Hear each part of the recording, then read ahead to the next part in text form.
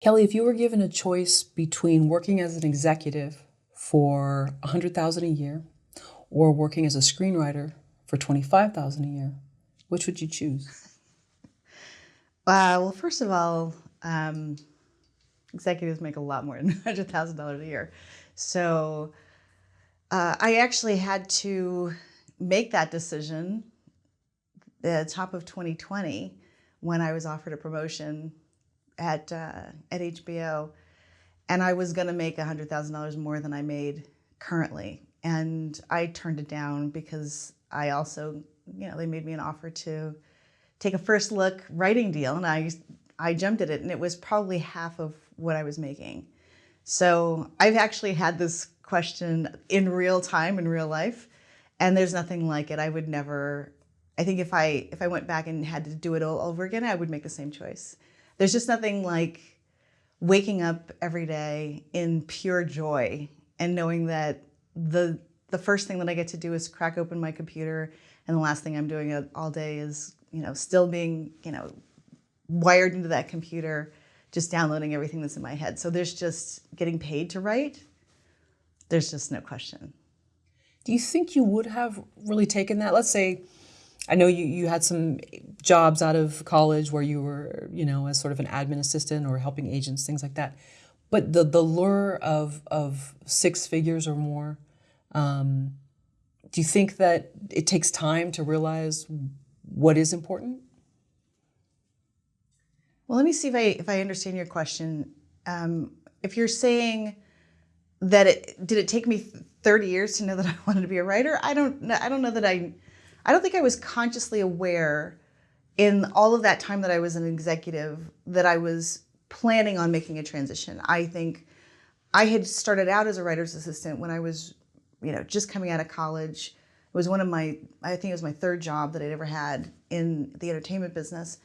And I knew that I wanted to do that. I wanted to be a part of the creative process. And I tried casting, and I knew that that wasn't really it, even though I loved just the process. I loved the people that I was working with. And I think I was looking for my place. And it felt right because I'd always been writing. I'd been writing, since I was a kid, creating short plays and short stories and, doing all of those things, actually creating a magazine for my family. So I knew that I wanted to somehow channel all of that into writing. But when I was coming out of college, the world was very different than it is now.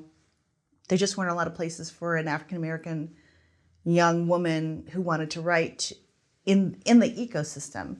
And when I looked around, I didn't see a lot of people who looked like me, either in the executive ranks or as a writer on staff of a show. So I felt as though there were not a whole lot of doors that were open for me. There were not a lot of places that I could go. So I think if the world had been different, if I had come out now as a writer, if I was doing that, and I was 20-something years old and doing it now, boy, sky's the limit. But at the time, I made the best choice that I could with the information that I could and with the knowledge that I needed to make a living and that there were not going to be a lot of opportunities for me. So I do feel as though going into as an executive route was the perfect place for me because I could still work with the creative. I could still be a part of that writing process, only from the, hey, let me help you. Let's talk about your project. Let's figure out where you want to go and how to get there. And the packaging part that you do as you're in a network executive or as a feature executive. So I do feel as though it really satisfied a lot of those cravings of working with material. And I think I was really good at it.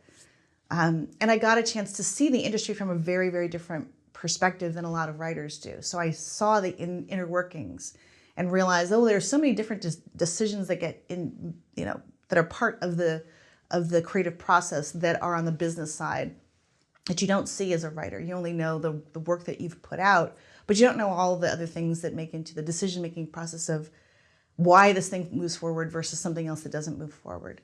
And then once it does move forward, well, what else do you have to do in order to support that piece of material, from the marketing and advertising and all of the other aspects of it. So I think I got a really great insider view into the business on both the feature side and the TV side that I probably wouldn't have had. So I kind of feel like I got baked in a different way.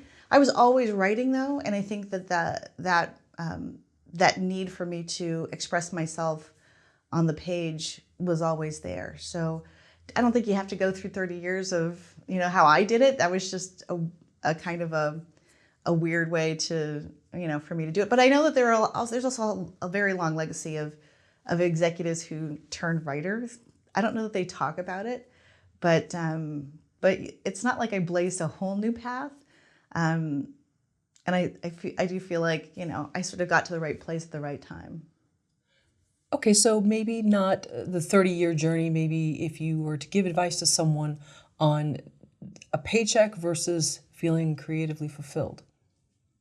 Well, I think that's always the balance, isn't it? I was actually just talking to a group of people recently about that, art versus commerce, and how much, can you survive on while you were fulfilling your dream, and what does success look like to you? So, there may be writers who are completely content having, doing plays in regional theater, and that's a success as a writer. So I think whatever you feel as though your calling is in this, it doesn't have to be that you're winning an Oscar. It doesn't have to be that you're making a Marvel feature.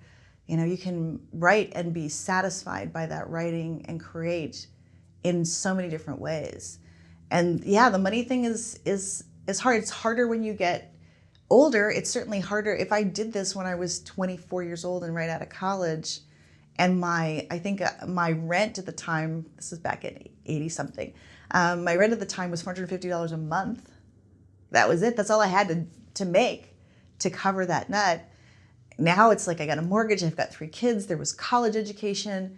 There's a lot more that, there's car insurance, there's homeowners insurance. There's so many things that just become so much more pressing, and you have to make different choices based on what's coming in and what's not coming in.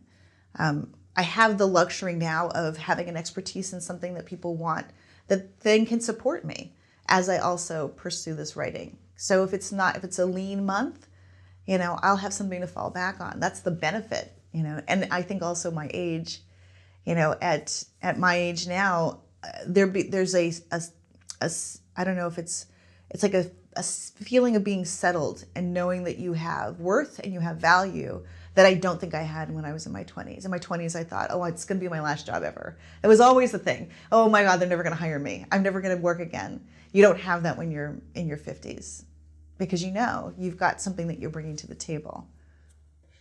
What about peer pressure, family pressure to make money? Or maybe it's not even spoken. It's just, oh, hey, it's a family get together and so, now they're partner at a new firm. And what are you up to? That kind of thing where, right. You feel like you have to explain yourself. I think I have the benefit of coming from a family that's incredibly supportive.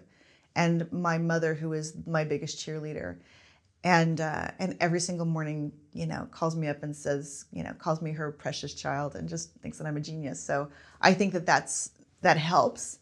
And when I made this decision to jump off the edge of the cliff, I know exactly when it was. I could probably even pinpoint the day and the moment because it was very, very important to me. I happened to be at Sundance. I was in the Episodic Lab. This is 2019. It was in October. It was the day before we were going to finish the program. And it probably was a Saturday, actually, if I'm really being specific.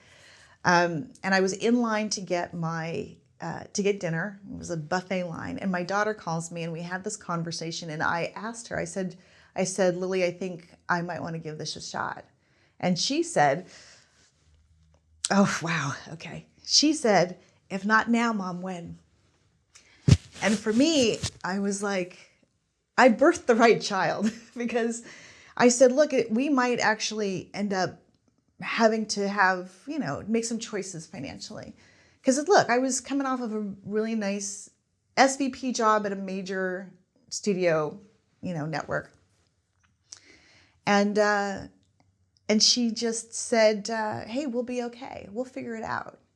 And at this point, I think my kids were, I think I was probably, I don't know, I'm trying to think if I just graduated from my MFA program, or I think I had just graduated from my MFA program and my kids were still in school. So they were still it was their last year of college, and I think her last year of maybe of her graduate school. And again, I feel like there was just this understanding that we could all figure it out together, and that it wasn't that important, that the trappings of life, the cars, the house, the whatever, the vacations that we would go on, were just not that important compared to mom finding herself. And I just couldn't have asked for a better support system. So I do feel as though when you're somebody who doesn't have that, when you have to really struggle and you have to do that for yourself, you do need to find people who are going to acknowledge your dream and support your dream and to encourage your dream. Because I think that a lot of writers, I think that's probably the biggest thing. That's one of the biggest hurdles. I think imposter syndrome and the fact that no one's in your corner saying, hey, keep going, that's what makes us give up, right? That's what makes us feel like, maybe we're, charging in the wrong direction, or we're not on the right path, because there are all these pressures. There are all these people who until you've made something, until you've gotten that acknowledgement, you don't know if you're doing the right thing. You just don't know. And I think I've seen a lot of interviews with a lot of people who have made it, and they still don't know. They still worry. They still don't know if what they have created is anything that's worthy of being seen or shown or read. So I do feel as though you got to close that gap someplace. And luckily I had a whole team of people who were willing to help me close that gap. Does Lily want to be a writer? Creative? I keep asking Lily if she would do it. She's a beautiful writer. She had to write. She went to college and got a degree in American Studies and film. And the pieces that she wrote were just wonderful. It drives her bananas. She doesn't love the process. But I think that's also maybe a factor of age as well, because at that age, for me, writing was a chore. And I did not enjoy it. Now I enjoy it. Now I enjoy the cracking it open, trying to figure out the pieces of the puzzle that make it work. So it might be that she will get to there eventually, which she is amazing at. And by the way, she's my assistant now, and I'd be lost without her. But what she's amazing at is finding material. So she will, because she's an avid reader, and I believe she and her sister Sarah last year read between 35 and 38 books. And that's just them. They just churn and consume material. And she found me a project that ended up getting an offer from a studio. So she's really good, and I really trust her instincts. So I would love it if she would write. I'm not sure that she will. But I'm also seeing I would push her to, if she wanted to be a development executive, she'd be great at it. What's the difference between helping other people achieve their dreams and pursuing your own dreams? Well, I think that for sure, pursuing my own dreams is scarier. It's a lot easier to help somebody else. But I've often said that helping someone achieve their dreams it's like there's like a crack high. I've never done crack, but I imagine it's like the crack high that you would get, just because it is truly intoxicating, and I've been in that business, that world for a long time. Even as an executive, you're constantly greenlighting things, or you're pushing something forward, or you're introducing someone to some key relationship, or you're hiring a staff for a show or a director, and making that phone call is an amazing phone call. I remember when we were picking up Living Single, and I happened to be at home, and my boss at the time, Tom Noonan, said, "Hey, you can make this phone call." He says, "This is your show. You can make this phone call." And I called Yvette Lee Bowser, and I screamed in her ear, and it was such a high-pitched scream because I was so excited, and there was this sort of pause on the other end of the call, and she's like, "I didn't hear a thing that you just said." I was so excited. So it's a really wonderful feeling to be able to support somebody. I think it's easy for me because I think there may be the difference between when someone is just starting out, particularly, and I've obviously worked with a lot of writers and directors who are just emerging, what they need most, besides the acknowledgement, the encouragement, and the general support of helping shape a piece of material, is they really need those connections. And I've got a lot of connections, and so making those phone calls is not hard for me, and that's part of it. And what I find the differences between people who are just emerging and struggling and the people who are really firing on all cylinders is sometimes their network. Let's just say everything equal, and the material's all equal, and they're great people everywhere, which I do find that they're great people everywhere. The people who are connected and the people who we are able to create relationships for, those relationships exponentially just explode. And so I just lend at this point, for many of those, I just lend my connections. And that's the difference between, someone moving forward and someone not moving forward, oftentimes. So that part's easy. For myself, it's harder because I sit there and I'm wallowing in my own material, right? And sometimes you're trying to figure out, well, what do you do next? And how do you navigate? You're trying to put your business hat on and go, well, if I work on this, it's going to take me away from that. So what am I going to do? And what's the material I'm putting out in the marketplace? And then I have to really tap into my own personal mishigas about, well, what's my stuff that I want to, what do I want to say? And who do I want to be? And that takes a lot of work, emotional work, that making a phone call does not tax my brain, but doing my own personal work is hard. So I do think, focusing on myself has been a little bit of a challenge, but I think it's also time, right? Do you think that maybe being conditioned to feel guilty for wanting to do something on your own? I mean, there's an air of selfishness with any creative pursuit where it seems like, oh, well, it's one of these sort of, artists that they're just going to disregard everything and go off and create. Is there some kind of a stigma with wanting to do your own thing creatively? I don't know. I think for me, I'm at this place in my life where I've got an empty nest. And even if my kids are here, they're adult kids. So they know that if I'm going to lock myself away, that it's okay. I think it gets a little harder with my mother, who wants to go to Costco every week. And I'm like, didn't we just go to Costco? And Costco now, it used to be like going to Costco with mom was you're in and out in 45 minutes. And if, you leave with a bunch of stuff. And now she likes to linger. And when she asked me if I want to go to Costco with her, the guilt that I feel about, no, I really don't want to spend 2 hours in Costco. And it seems trivial, but I think that's indicative of when someone else is asking for your time. And when that person is really important to you and you want to give that time, but you don't always want to give that time all the time, then yeah, you have to make some choices. Sometimes that family, dinner is like the last thing you want to do.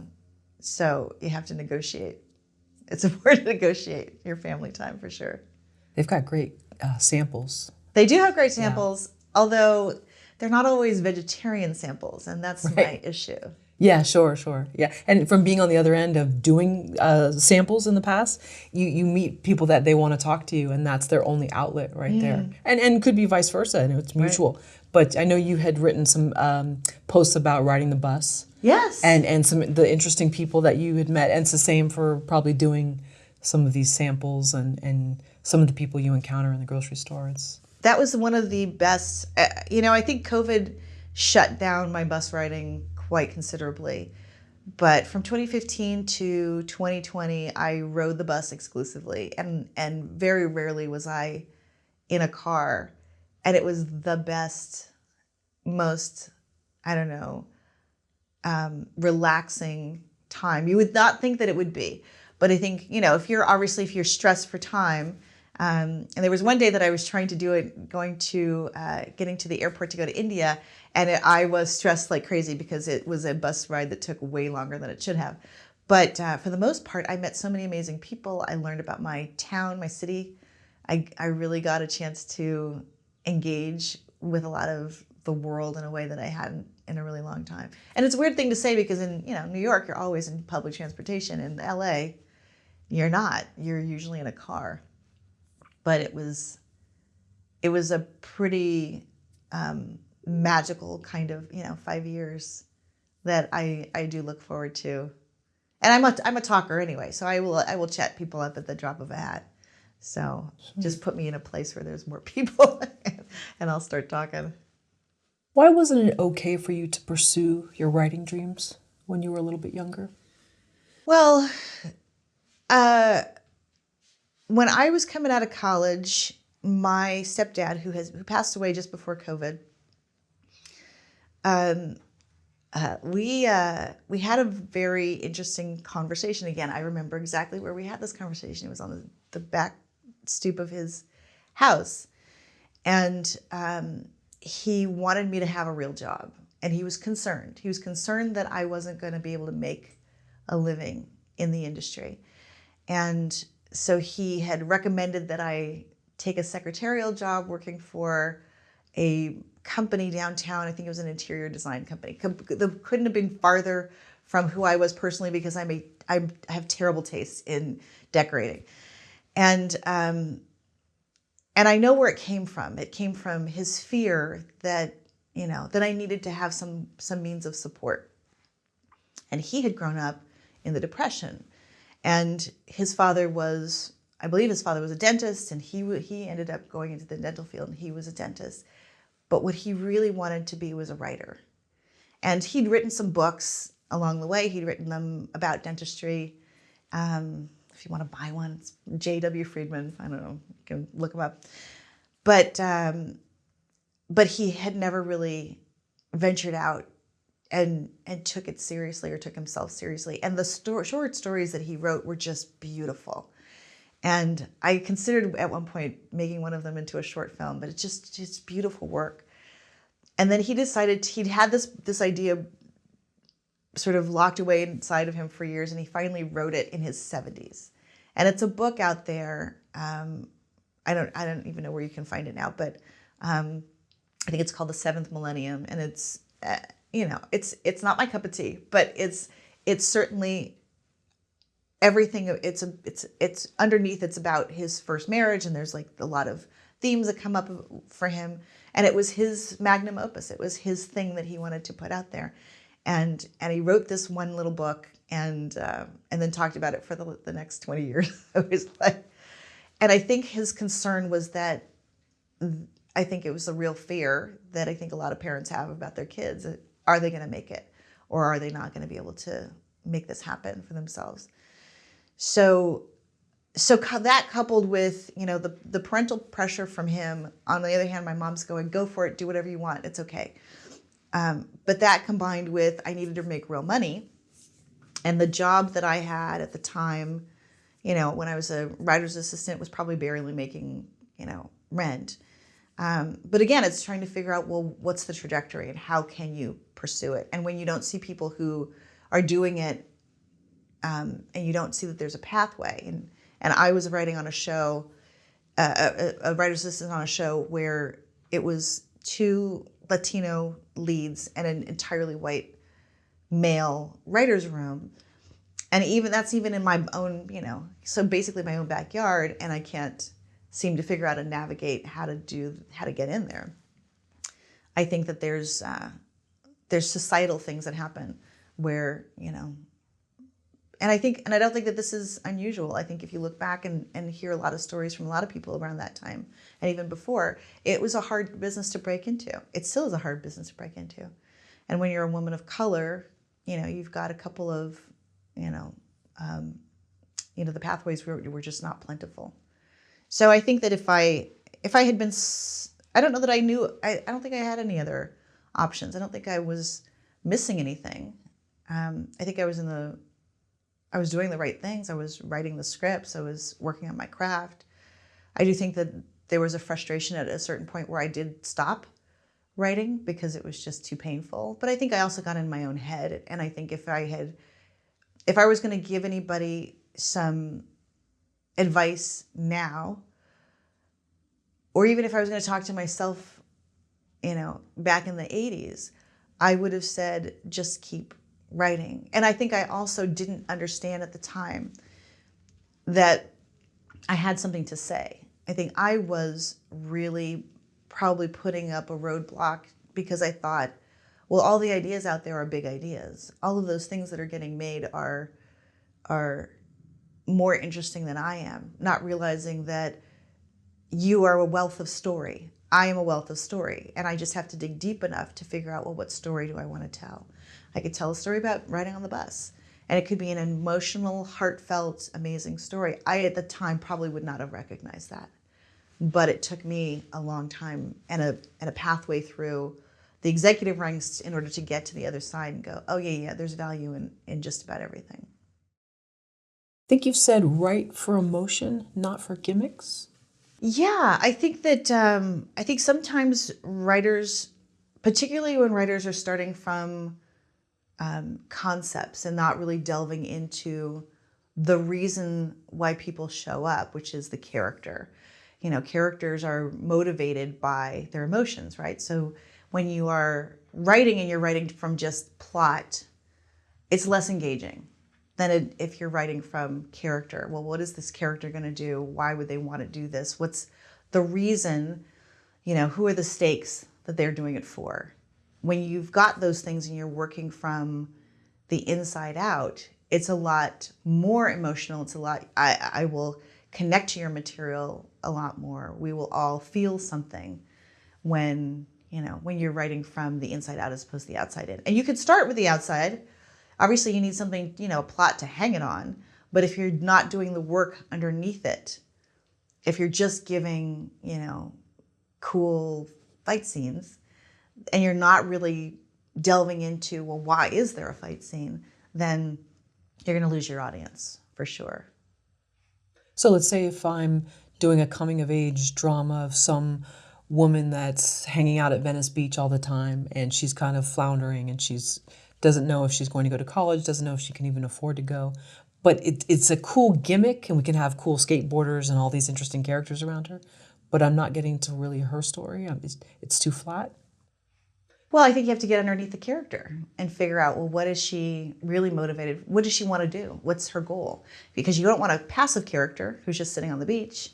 You want someone who wants to do something. So what is that something? And then why does she want to do that thing?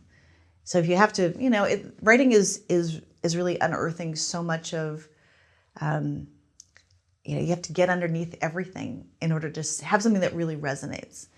And that's the hard part. That's the hard work that sometimes writers don't want to do. It's scary because it's, you know, you have to tap into your own stuff. And when you tap into your own stuff, then you can, you know, then you can share it with somebody else and they can tap into theirs. And isn't that really why we're doing all this anyway? We're sharing emotions. Otherwise, who cares, right? Who was the first character that you felt a connection with? Oh my goodness. A television character? Film, television, in a book? Where you really felt like you were in that person's skin. You knew that world, you knew who they were. Wow, I don't even know. I don't even know if I could rewind the tapes to tell you where that first person was. Although I will tell you, there may have been, this is going to sound really weird, but it's a children's book. One of my very favorite children's books was a book, and I don't think it's in print anymore. It's called Anne Likes Red. Red, red, red, a blue dress, Anne. No, I like red, red, red, red. I read it so much. And I don't know if that was because I think it might have been because there was so much of me in that. I loved Red, but I also just loved her determination, that she was really focused, that there was just this sense of this young girl. And I must have been in grade school, if not even before. It's probably, you know, preschool book where I memorized every single line of that book. You know what? I do know what it was. I do know what it was that just sparked something. So there was another book at around the same time when I was really young. And again, I don't know if I could even tell you the name of it. But it was a book about a young girl who had all of these dolls, and they were all of all different colors from all different countries. And she wanted a doll that looked just like her. And I think at the very end, the doll maker made her a doll that looked exactly like her. Now, she happened to be a little blonde girl.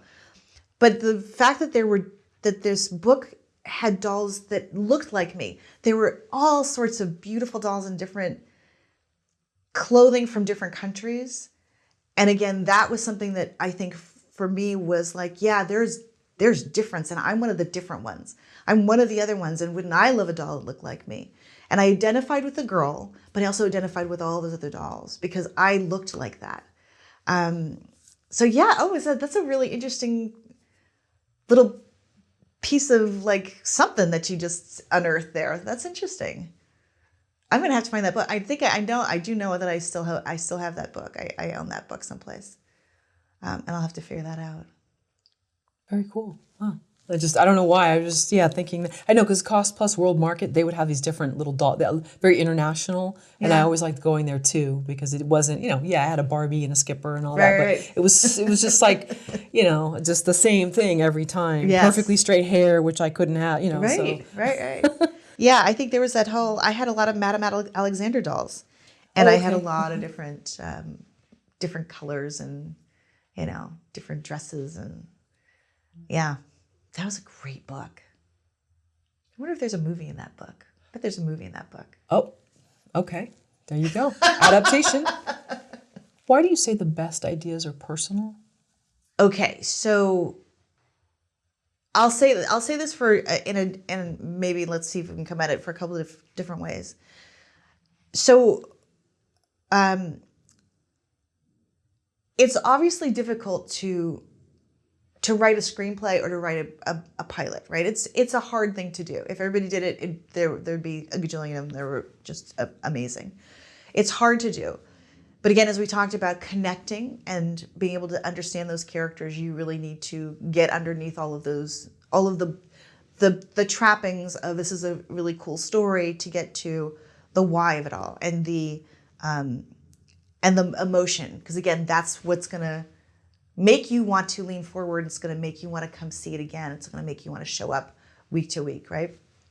As if you know and understand and you love these characters.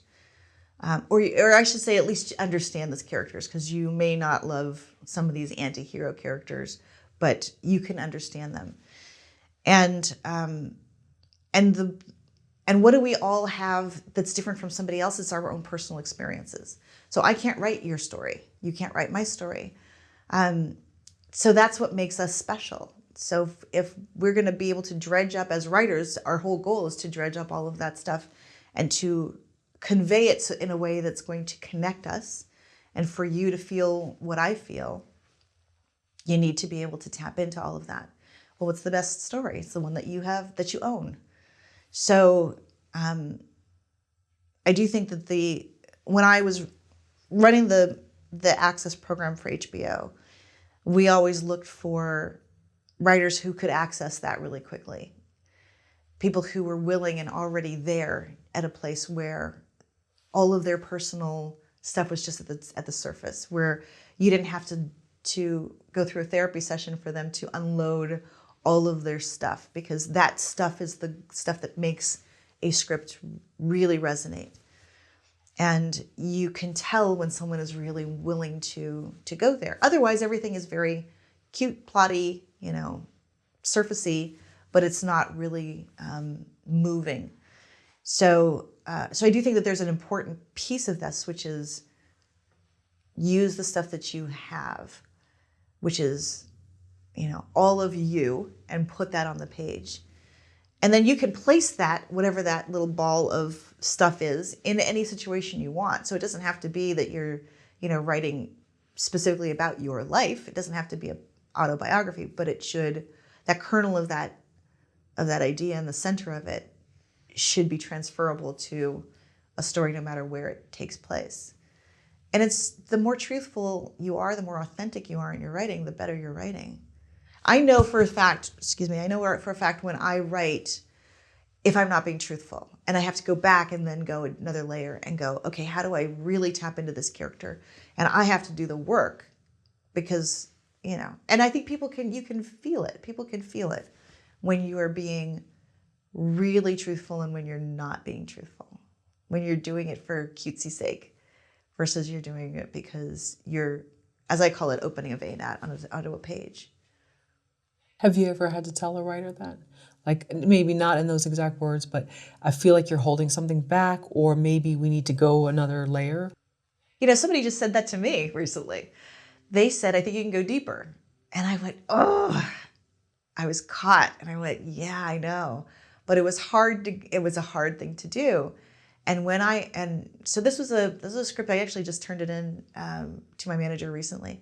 And he was the one who gave me the note. And he said, so you could do it a little better.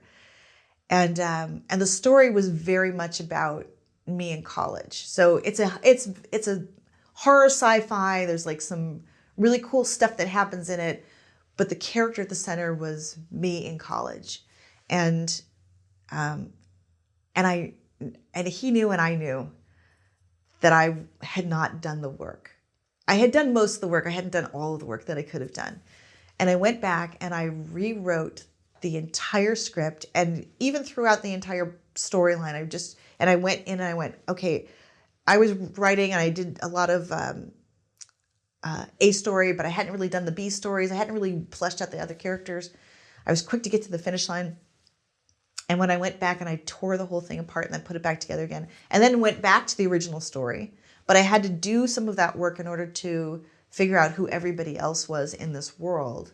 It was, I'm going to say 1,000 times better. He was absolutely right. I needed to do the work. And I hadn't wanted to do the work. And I thought, well, I could get by on a cute little slick idea. But I thought I thought I had done some of it, but I hadn't done all of it.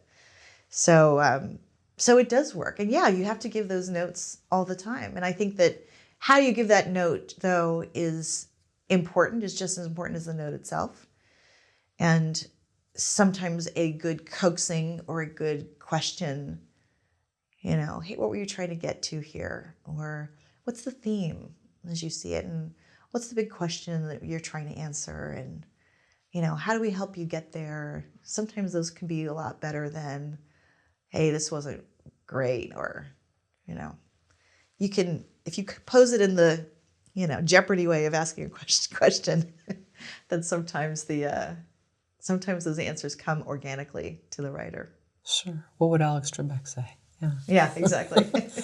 But do you think you were doing it in too much of a cutesy way? No, I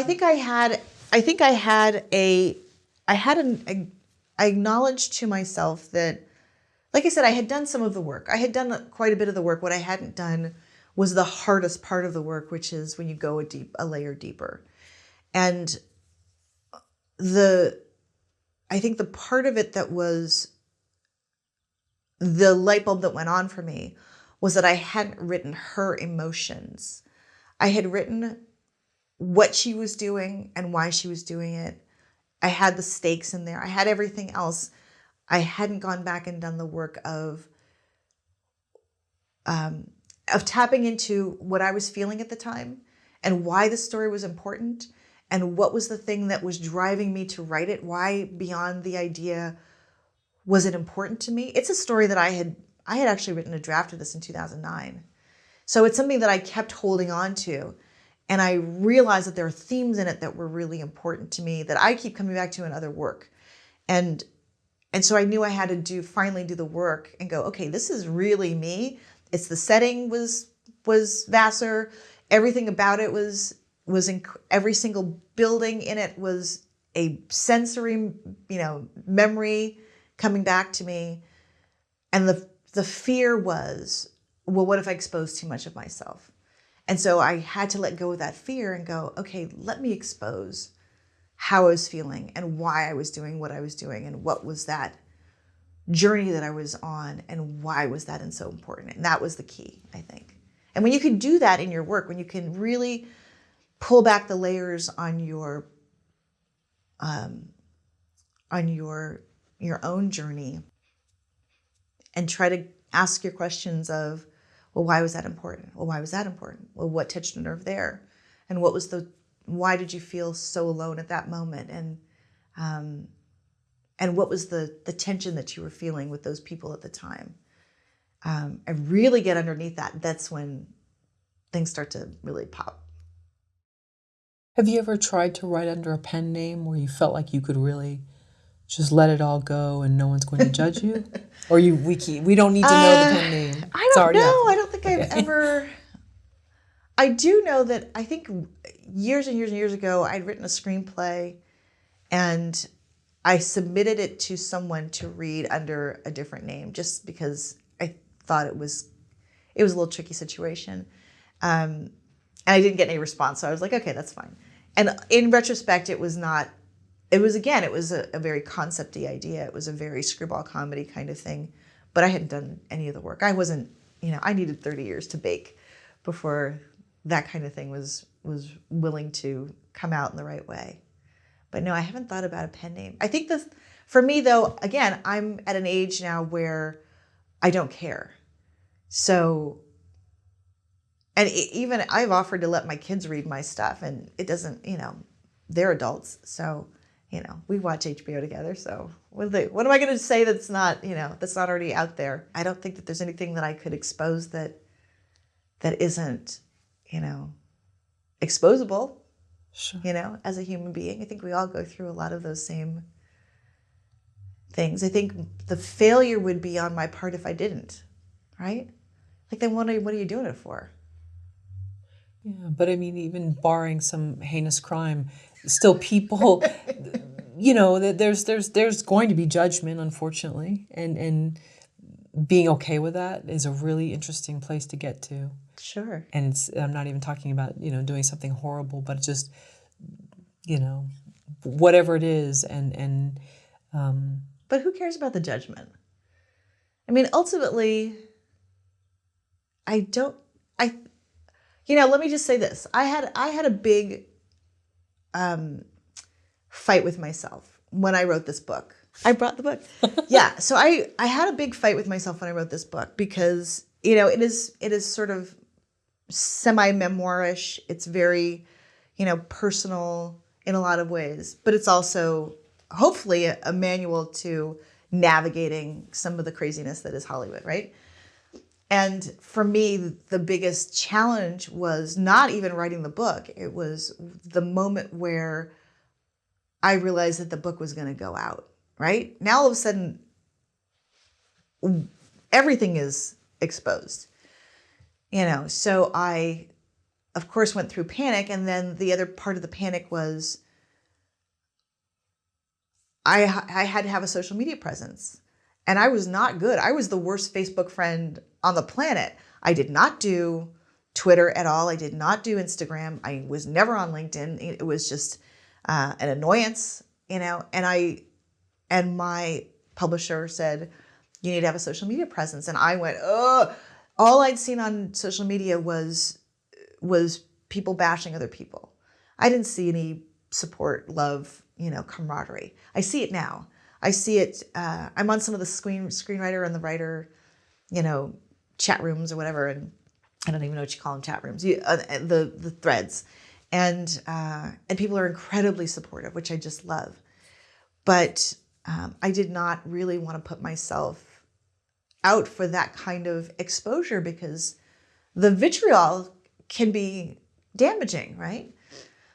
But ultimately, I realized that I was getting in my way for no good reason, because there will always be a percentage of people, maybe 10% of people who right away when you post something, they will come back, and they're usually the first ones who post, that say something negative, or they contradict you. They come up with you say blue, and they go, no, it's actually not blue. And there's always that. And I was afraid of that, terrified of that. And I just really had to get over myself, because I thought, something my grandmother used to say, which is, and she just passed away maybe a year ago. She said, ain't nobody looking at you. And that really resonated with me, because I thought, yeah, we always think that everybody's shining a light on us. We always think it's all about us. But really, they're the stars of their own movie. They are not looking at you. So I really had to get out of my way and go, okay, there may be some of that comes back, and that's okay. But for the most part, if somebody finds value in this, that's worth it, right? It's worth it if one more person navigates a situation where they're coming in to pitch, or they're going to reach out to an executive, or they're going to a panel and they don't know what to say, and they want to, ask a question at the Q&A, or they want to network at an event, or whatever. They're getting notes from somebody. If that one person can find some value and can navigate it a little bit more and get through the finish line a little bit quicker, then that's what the whole point of the book was. And then the book has succeeded.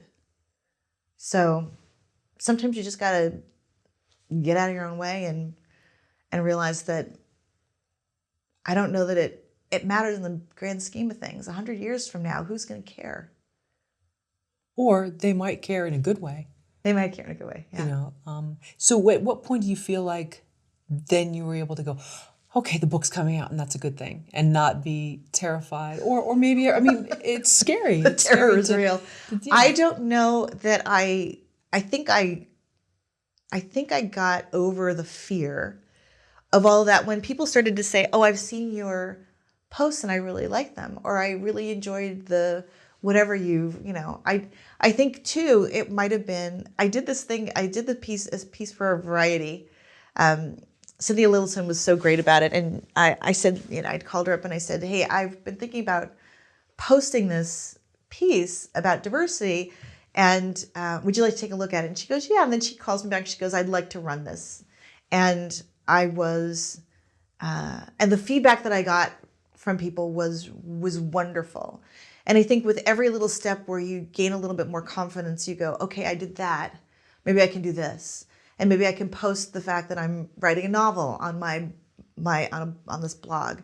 And maybe I can, do something about the Oscars that just happened. And maybe I can just sort of venture out a little bit more. And when you don't fall off the cliff and you get up the next day and the sun is still shining and you realize that you're still breathing, it's not that bad. And you just have to keep going. I think that too, if you think about your whole career, I certainly think about this in my career, and you think about how it's really just a matter of you putting one step in front of the other, right? One foot in front of the other until you get someplace. And you don't think about it at the time, but then you look back and you go, oh, wow, I did that. And I did not know where I was going, but look at where I am today. I started a nonprofit back in 2000 with a friend of mine, Bruce Evans. And we did not realize that 22 years later, we would still have this nonprofit and that it would be impacting people's lives like crazy. We just did one little thing at a time. We took some people to dinner, and then we took a couple more people to dinner, and then we connected more people, and then we did mentoring programs and invited, major studio network heads to join this group. And then now we're doing a leadership program. So it's organic. It happened slowly, but it's just one little piece at a time. I think it's also like raising children. I had one kid and then I had two more kids, and you just keep factoring them in until you learn how to do it better. But I do think that there's a progression that happens naturally and automatically, and you're never quite sure where it's going to end up. You can have an idea, and then, either that pathway opens up for you, it doesn't open up for you, and you find a new pathway. Just like writing, executive, career, back to writing. How do you follow a character's journey through their emotion and not through plot points? Okay, well, a lot of that has to do with your, obviously when you're figuring out what you want to say. And I think it depends on you're doing TV or film.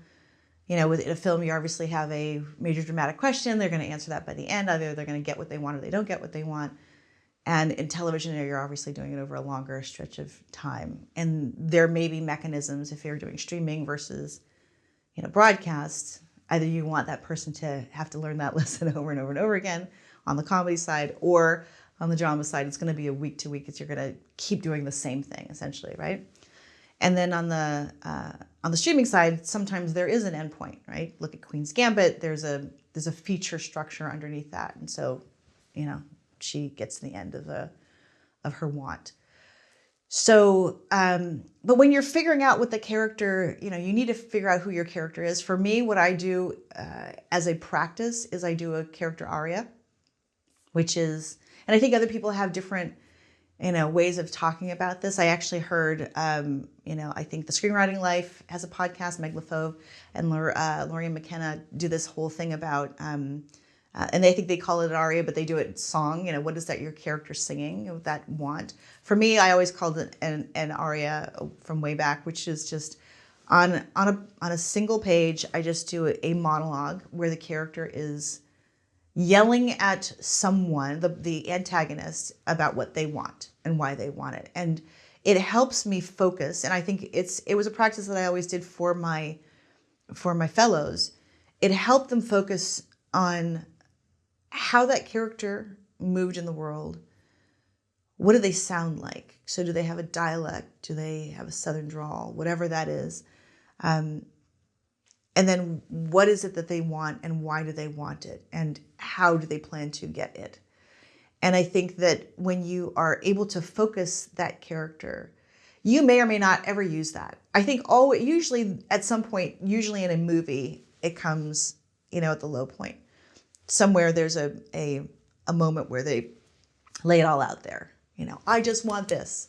And sometimes that want has changed, but there's always I just want this thing. And obviously they need to know in the beginning, but this thing usually changes over time. But you want that character to be so clear in their goal that there's no mistaking that that's what the want is. And usually in like a procedural, it's I want to catch the bad guy. So I'm going to make then all of these steps. And quite honestly, it does help if you go, I need to do X, Y, and Z in order to get there. That way we as an audience know, oh, that's what we're on the ride for. We know what's going to happen. I need to get the package from point A to point B. Then I know what I'm looking at. So, but finding out that character's want and really understanding that character's want is key. And then the emotional part underneath it is the why. Why do I want it? I want the promotion. I don't know that anybody cares about you wanting the promotion. I want the promotion because I'm going to win my wife back. Then I care. If that character's thing that they want so much is motivated emotionally, that woman is the only one who understands me, or I screwed up and I need to get her back, or that underpinning of the emotion is going to drive and keep us on the road for the entire length of that episode, series, or whatever it is. So I do think that those are important, really key drivers for your, otherwise there's no story. It's all about the story. Why is the emotional truth so important in the writing process? What, my own personal emotional truth, or just any in general? writer? Yeah, any writer, whether it's you critiquing another writer for yourself. Well, I think I actually think we sort of talked a little bit about this already, which is, the more honest, the more authentic the writing, the more truthful it is, the more it resonates. It just bumps up like crazy. And you can tell when someone's willing to give that and when someone's hedging their bets. So I do think that that's how we understand each other, is if you're giving as much of your emotional truth as you possibly can, right? Yeah. We've all read books where it's an autobiography and some seem a little rosier maybe, or their intentions seem a little rosier than maybe what the situation turned out to be. Sure. We can always kind of feel like, okay, I feel like I'm not getting the real story, or I'm getting a PR version of what happened. I read one recently. That's a pretty big one that is out right now. And I went, I'm not buying it. Like, I just thought it felt really manufactured. And it was unsettling because I thought, well, there's some real story there that I'm not knowing and they're not allowing me in. They're giving me the sanitized version. So you could tell. You can tell I'm not saying if you can tell if a ghostwriter, but you can tell when someone is not really being 100%. And then that's not really a very satisfying book, is it? Right. Unless it's a show of someone who's maybe somewhat delusional not like crazy, no, but really in terms of why they did something, their intentions, and seeing themselves. I mean, everybody sees themselves as a hero. And that's just how it is. So, but sort of like the way they would convince themselves that they did the right thing, and it really wasn't. So you're kind of seeing this character that's very broken. But I think in many cases, yeah, if it's, let's say, a business leader or whatever, and they're writing this thing where they tried their hardest and it was really because they wanted for the greater good, and you're seeing through that, then it is hard to stomach. Right. Yeah. No, give me the real. Give me the broken, messy part. That's the more interesting part. How often as an executive would you read a screenplay that would make you cry?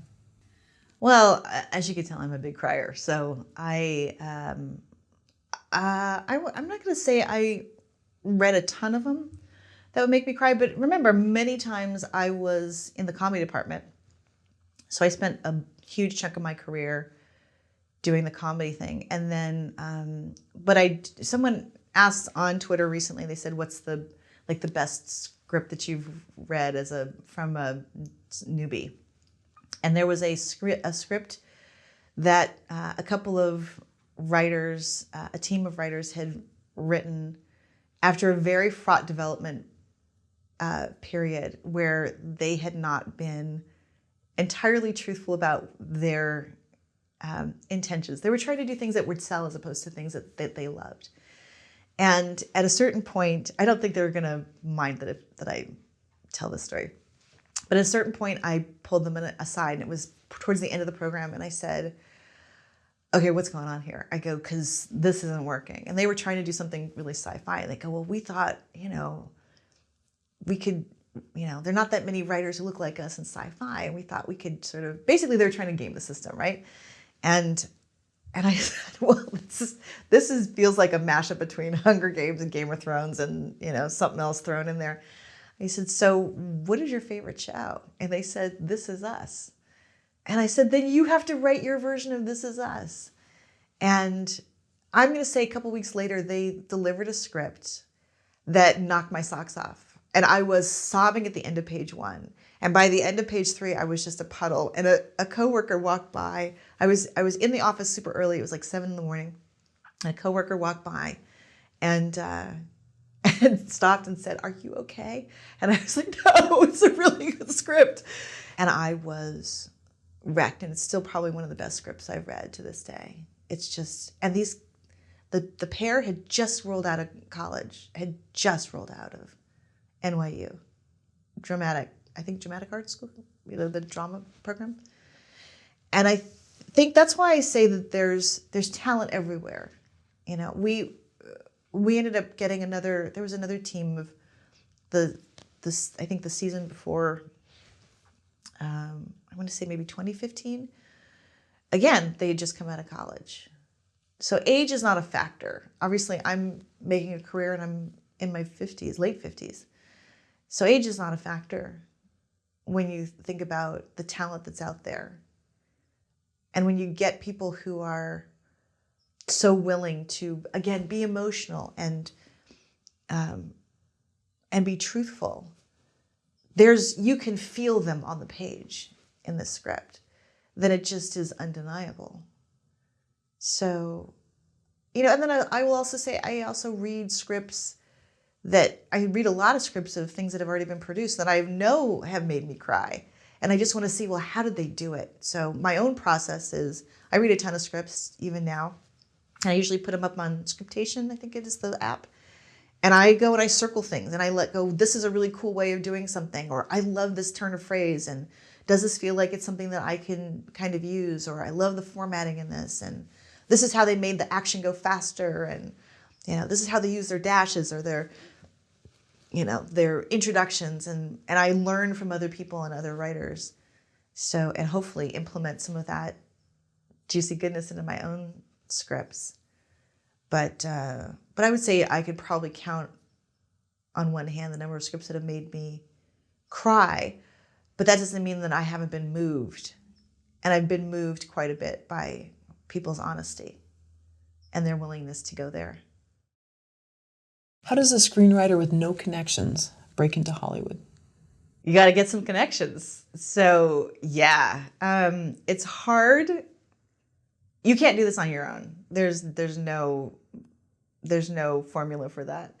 Hollywood is a company town, and it's a very, very small town. I think in the book I even say it's like Mayberry, which I think might be an older reference. I don't know.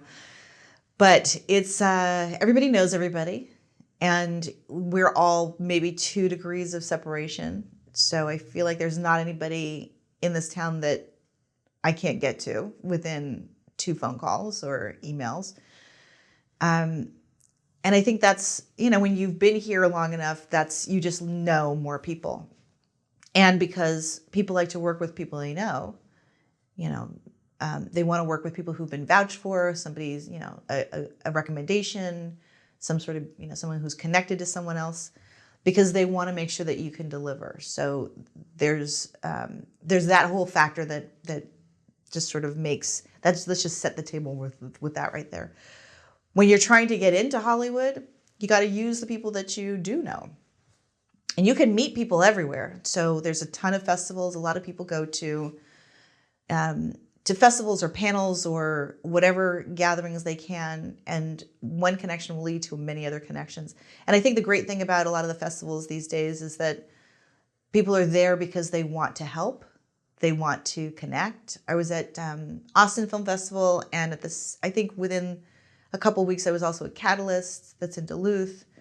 And the feeling is the same. So you go to South by, you go to any of these festivals, and there's this feeling of we're all artists here. We all are doing the same thing. We're all hoping to pass along our knowledge. That's why the people show up, the senior people, the seasoned writers and directors and cinematographers and everybody who's there making something.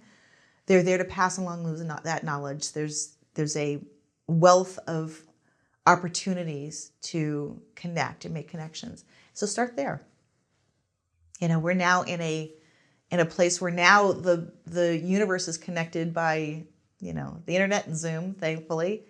And you can even do it from the comfort of your own home if you're not in Los Angeles. But it does take work. And it takes work even for me. I'm constantly reaching out to people. And I've known a lot of these people I grew up with them, since I got out of college. And even before in high school. My first job was a hookup from a high school friend. And every single job after that has been a hookup from someone that I know. I did not get any of this on my own. Not a single position was a blind call. So that's how it works for most people. Even if you are not, I use the Palchos a lot, but even if you're not a Palcho, you're not sitting around the table as a kid learning from your father and your mother how to navigate the situation. Even if you don't have that, you're not connected and there's no nepotism that you can draw on, you can do it. I did it. My parents were in the dental field. My mom was a dental hygienist when I was growing up. She then taught dental hygiene, and then she went on to become a dean of a college. And my dad was obviously my stepdad was a dentist. So I was only connected through the friend that I had who was working for Dolores Robinson at the time. That's all I had. And it worked. So you have to rely on those connections. They will get you your first and your last job. So then, in a sense, you would have to be out here to make those connections, or no, in today's world you can make them social media? I think you do both. I think it's at a certain point you do. If you really want to supersize your career, you sort of should be in Los Angeles. Now, again, that is a pre-pandemic mindset. Now it's post-pandemic. Maybe we're getting there.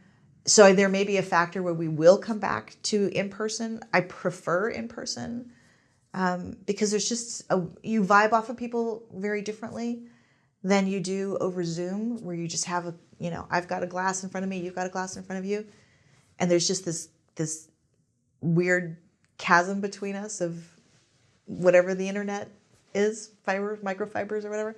So we are in this situation where we are forced to create relationships that aren't real relationships. We're forced to do that. But when you're sitting in front of somebody and you're having a meeting or you're doing breakfast, lunch, or dinner, and you are really connecting, and you don't have a time clock on you, you don't have your Zoom's not going to run out in 30 minutes, but you really have a chance to get to know someone and hear about their lives and what do they,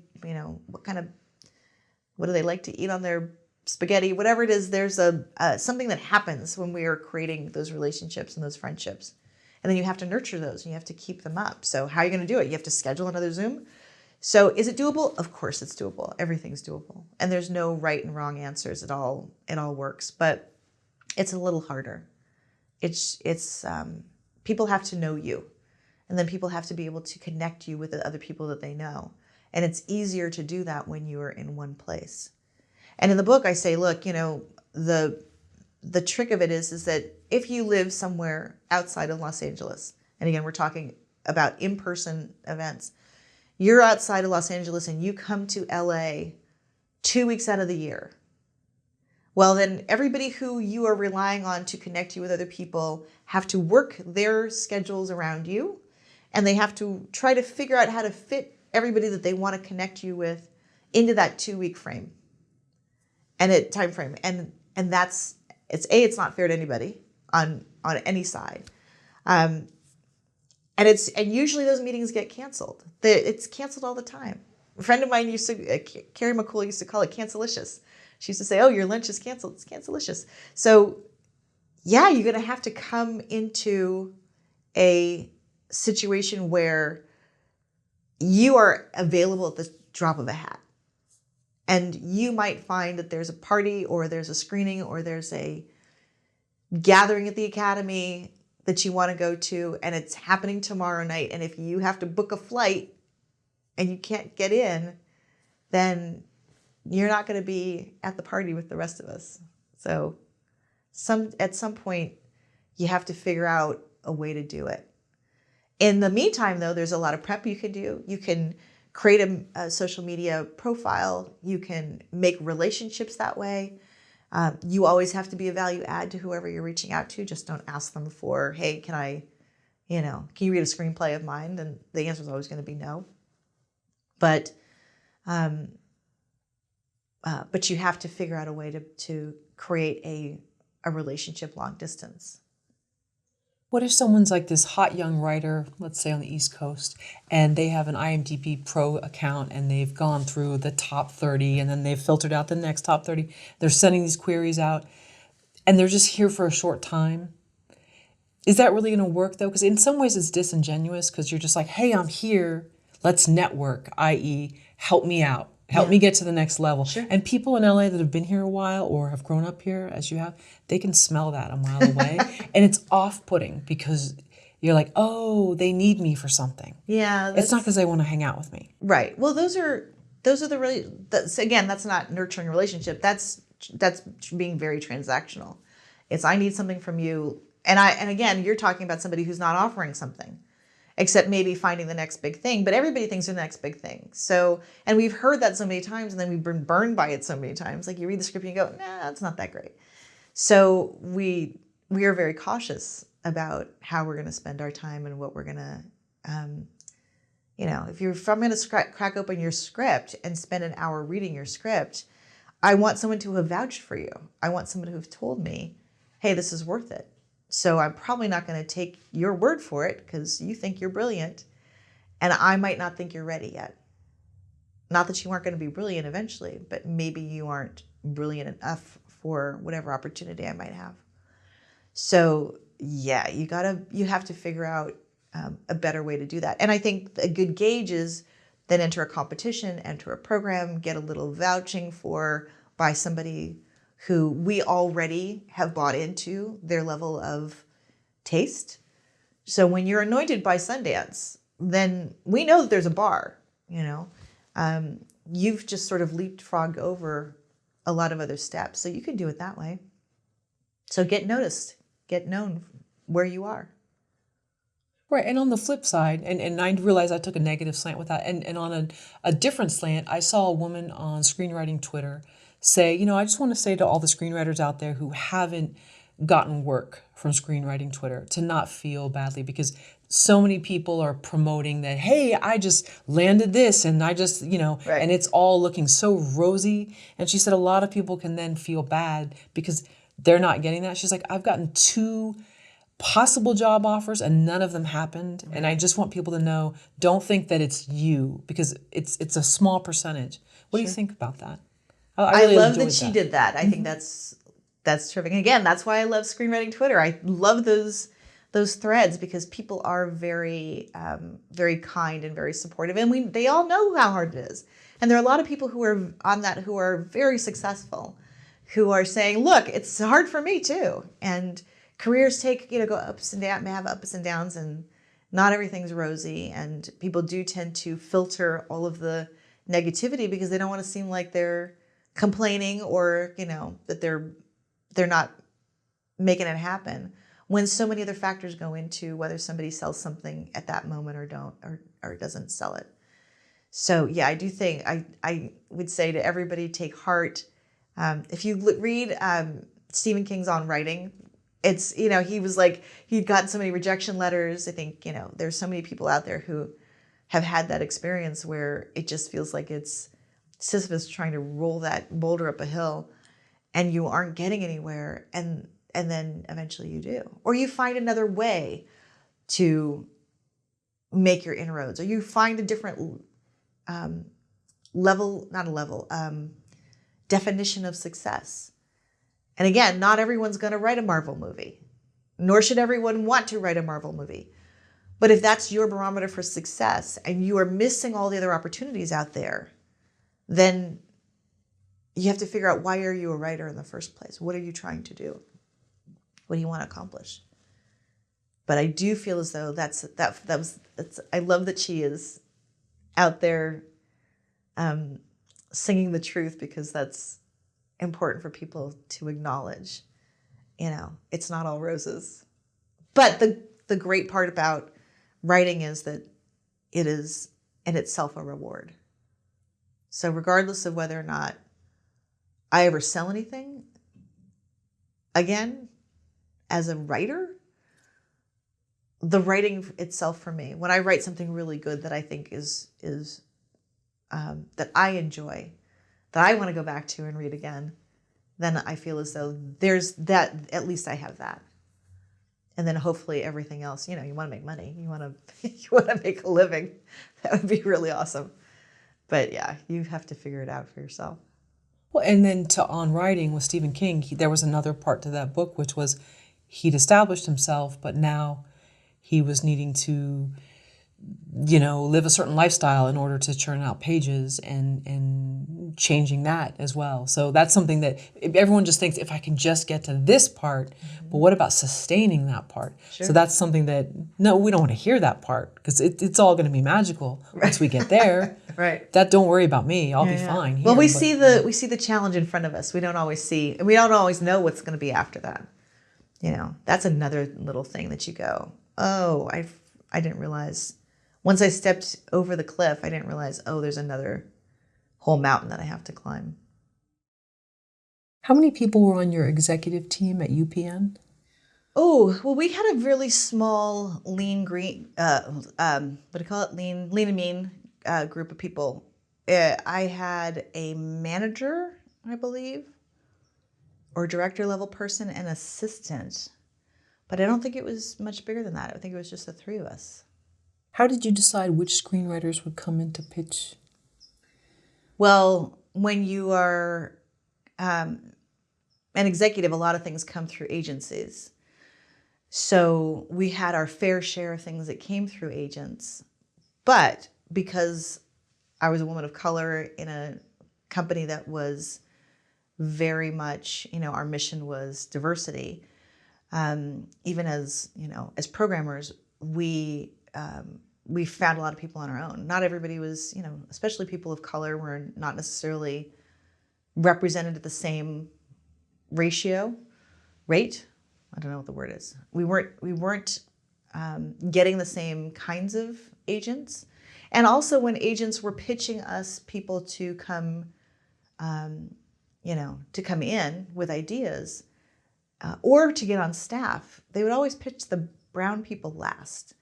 And I was very sensitive to that. So a lot of times I had to go get them, had to go find them. Like how? Well, there's so many ways that, you can get recommendations from other people that you know. You can scout them these days you can scout them in competitions and programs and in festivals. So it's a lot easier now than it was then.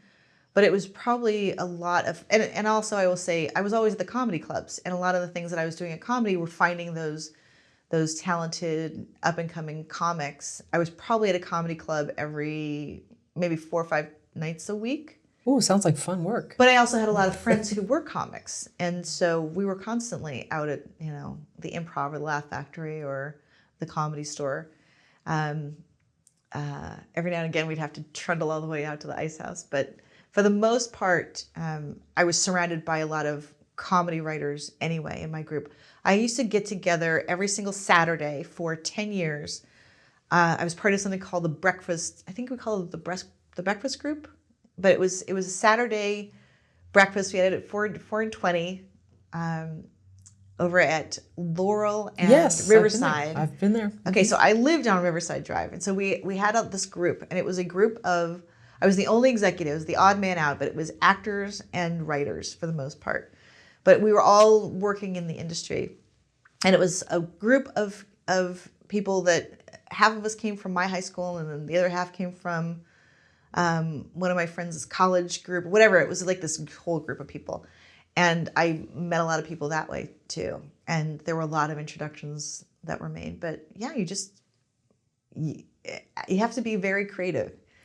I also found people, this is sort of going back to the Fox days, we were forced to come up with interesting ideas. So we were pitching out ideas because people weren't coming to us and saying, hey, I want to do a Fox show. We were the new kids on the block. And everybody wanted to go to ABC, NBC, and CBS. They did not want to come to Fox. They didn't even know what a Fox show was. And so we had to be very proactive about finding talent and new voices and new ideas and new writers. So I was always just on the hunt, always searching, and I would find people from magazine articles they had written, and again their stand up and plays. I was always at the theater, so you can find people. You just have to know where to look. Were you saying to these agents, "Please send us more people of color"? Sure. And they just weren't. Okay, you're getting into a sticky place. Okay. First of all, let's take a look at the number of people of color who were at the agencies. This was the 80s. There were probably a handful.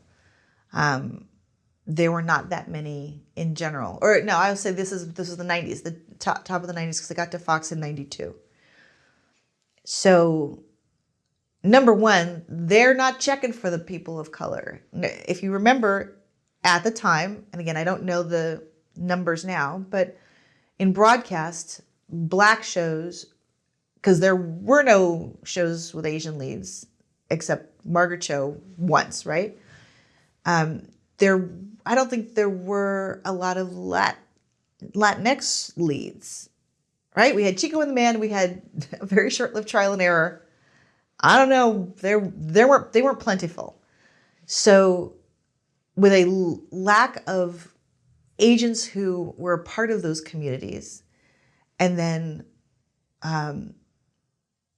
when they are looking for, well, who's going to be the next big thing, and then you're looking at the networks who are already telling you, and the advertisers are saying, well, you are going to get less money for a black show than you are for a white show.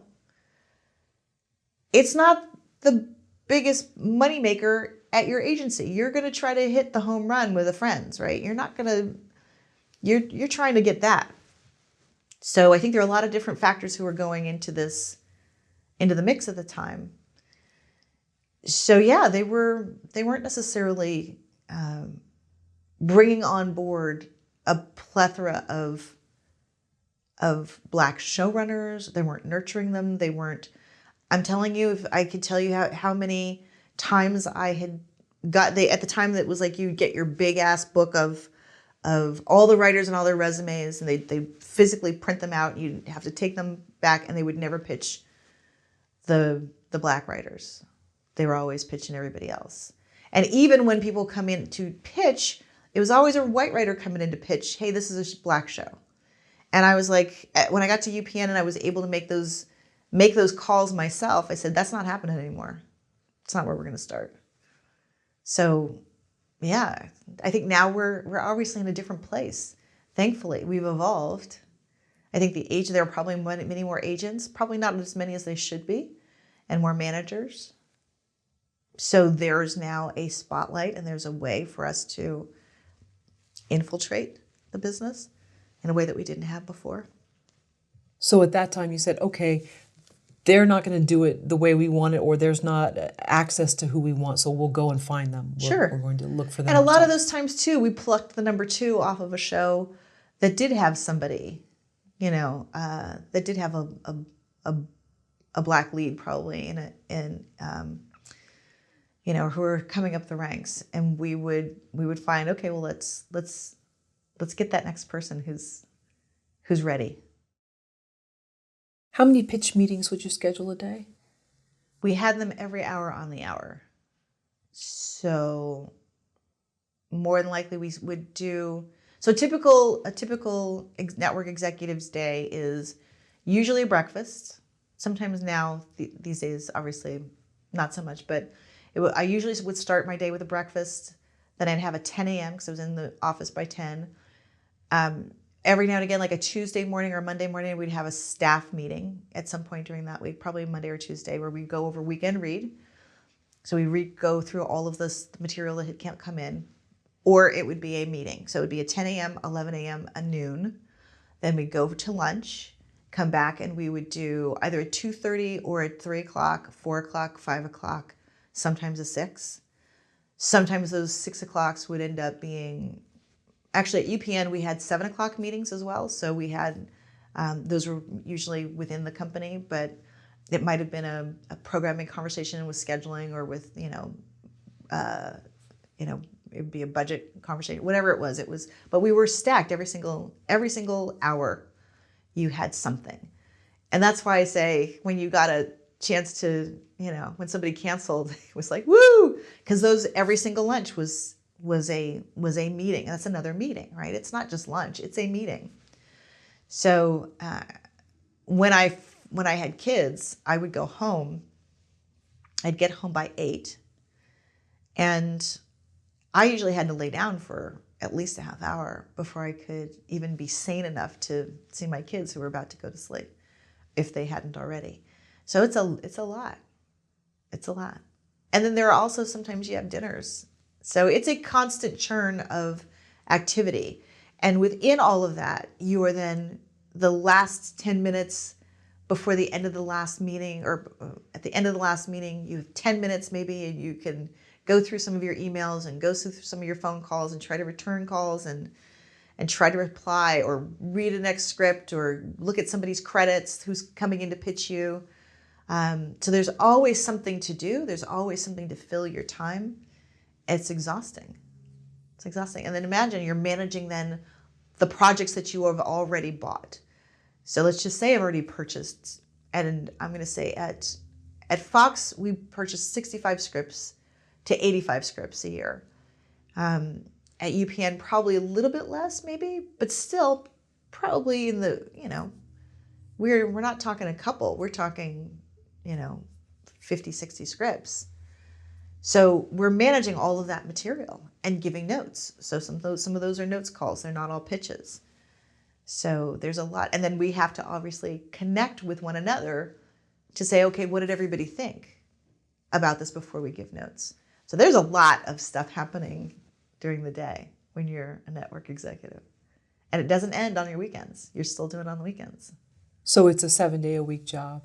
Yeah, I had to, at UPN, I had to make a decision that Sundays were for myself and my family, but that Saturdays I would work. So I took one day. This is even just after I got married. I needed to foster my relationship, right? So I did make sure that I at least had one day for reading material and doing notes, or watching cuts and giving notes on cuts, whatever I was doing. And sometimes you're writing up the document, right? So it's not just like I'm reading a script and verbally giving notes. I'm then writing a document, or I'm reading a document that someone has written and adding my thoughts before we send it off. So there's process.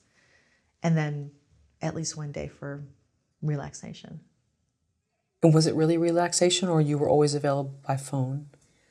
No, I was not available by phone. I had to unplug. And that was the stipulation between when I worked at Fox for Tom Noonan, who at the time was a 24 hours, 7-day a week kind of person. And I would get these crazy calls so early in the morning. I was not prepared. And I was like, and he had always read everything way before I had. So I had to be really, really fast. And at the time at Fox, I was also the person who had to collect all of the information. This is so old school, but all of the information about everything that everybody else was doing in town. So part of my job, besides going to comedy clubs and doing notes and all of this and reading scripts, was also to canvass the town and do up a report that was, well, Warner Brothers just bought these 3 scripts, and these are the auspices, and this is the log line, and the status. And it was a multi-page document. So it was terrifying because I was a person who was like, I got to call so-and-so and whatever and wheedle the information out of them because they didn't always want to give it to you. Sometimes you call the agents, but you had this binder essentially of information. I will say packets of information about what everybody's doing, what overall deals they were creating, who was getting blind scripts, whatever it was. I had to be the rooter outer of all things. So it was, but again, it helped me create a network of people. I suddenly had, 15, 20 people who were my regular contacts that then exponentially, again, grows your network. And any writer that comes in is always represented? It's never a non-represented writer, like someone just cold pitching? Well, okay, so things are different. If I'm finding somebody, let's just say I'm finding a playwright, they may or may not be represented. But the material's out there, right? So the playwright has probably produced the play. That's how I probably know of that playwright. So it's not like it's anything that there's an issue with me being able to bring that person in. So sometimes you have to go chase people who aren't represented. But for the most part, people are represented, or they have legal representation, or they come in from a valued source. When I was at HBO, because I was in the diversity department, there was an understanding that if you were coming to me, we didn't need you to be represented. We needed you to sign a release form, but we didn't need you to have all the bells and whistles because we were discovering that talent. And I think a lot of places don't necessarily operate that way. I was lucky that they allowed me that trapdoor where people could fall onto my desk. How many pitches would you listen to before greenlighting a show? Well, the process at a broadcast network, it's not quite that. It's not really done that way. Like I said, every year we would bring in a certain number of pitches, and that was determined by the budget that I had. So let's just say, for sake of argument, I have $1 million in my budget, and I'm purchasing scripts from a number of different kinds of levels of writers. So some are basically getting scale or whatever it is. They're getting a minimum amount of money because they're brand new. They've never done it before. Or we're getting some super high-end people who've already, knocked it out of the park on another network, and they're coming in to do another project for us. So I've got a certain budget. The budget will run out at a certain point, usually around October for the comedies, or for comedies and dramas. It depends again on how much money you have in your kitty, and then we would always reserve something because there was usually like a heavy hitter that came in like at the very last minute. There would be always something super unexpected that you go, oh, I really wish I had the money for that. So you reserve a little bit something in your pot for that. But when the money runs out, the money runs out. So again, sometimes it's 55 scripts, sometimes it's 85 scripts. And based on that, you then get all your first drafts in, or you get all your scripts in by, I could say your final drafts in before the holidays. So just before Christmas break, you get all your scripts in. You've already done a draft or two, so you know what's looking good and what's not looking good. And then when January comes around and you're back in business after the holidays, that's when you make your pickups and decide, okay, of all of these, I have enough to make maybe 10 pilots or 13 pilots or whatever the number of pilots are. And at a certain point, sometimes you might not want to do a full pilot. You might want to do a presentation. You might want to shoot a few scenes to see if it's something, but you don't necessarily need to shoot the whole thing. There are times when you must shoot the whole thing because it's the only way you're going to really know if you got something. So we would decide, oh, we're going to do 3 pilots and 4 presentations based on the money again. And then you'd make your pickups based on those things that panned out. And it's, then you go into pilot craziness. And all of a sudden you're off to the races with everybody else, and you're looking for directors, and you're looking for studio space, and you're looking for your actors, and you're competing against all the other networks that somebody might want to go to before they want to come to you.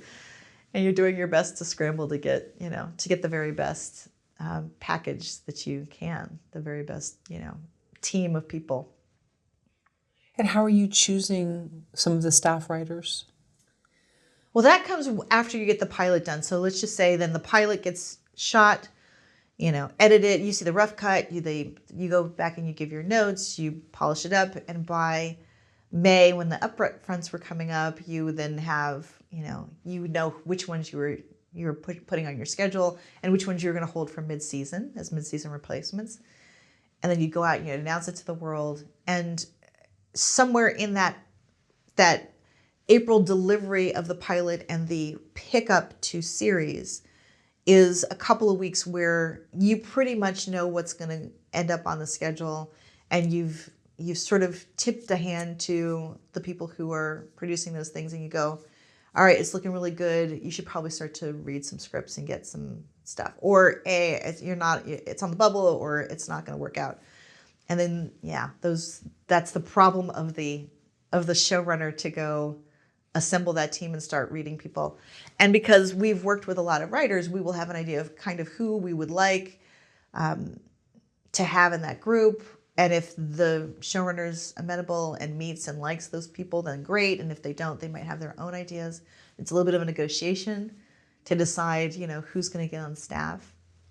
Now that I've been a writer in a writer's room, I think I even know even more how important it is to get the right group of people, and how much the showrunner really needs to rely on particularly the people at the top who are going to execute that goal even when they're not in the room. I knew about it before, but it's like you really see it in action when you're sitting there, in that writer's room. It's really important to have the right mix.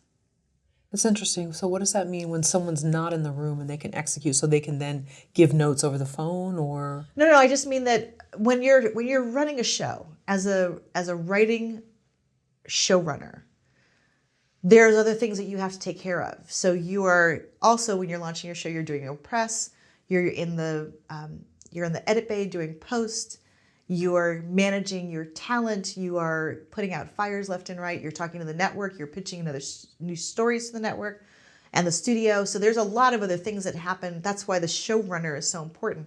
And then you might have a head writer who is taking care of running the physical room while you are handling other things. You may also be that person who must dip back in. You might have a non-writing executive producer who might handle all of that. So when I was executive producing a show, it was a drama series, we handled a lot of the other things.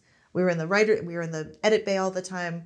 We were selecting the music. We were doing the spotting. We were doing the color correction. We were in the post world, but we were also dealing with, we had a costumer who was cycling out. We had to get a new costume designer.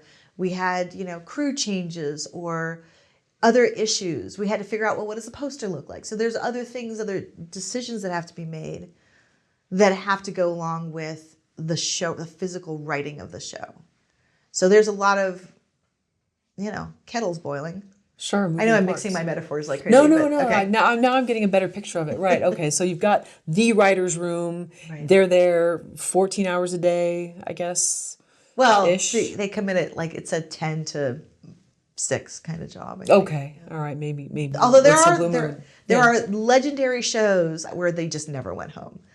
Like they went home for like a minute to shower and then came back. But those are old stories. Sure. So so maybe 8 to 10 hours if we're lucky. Sure.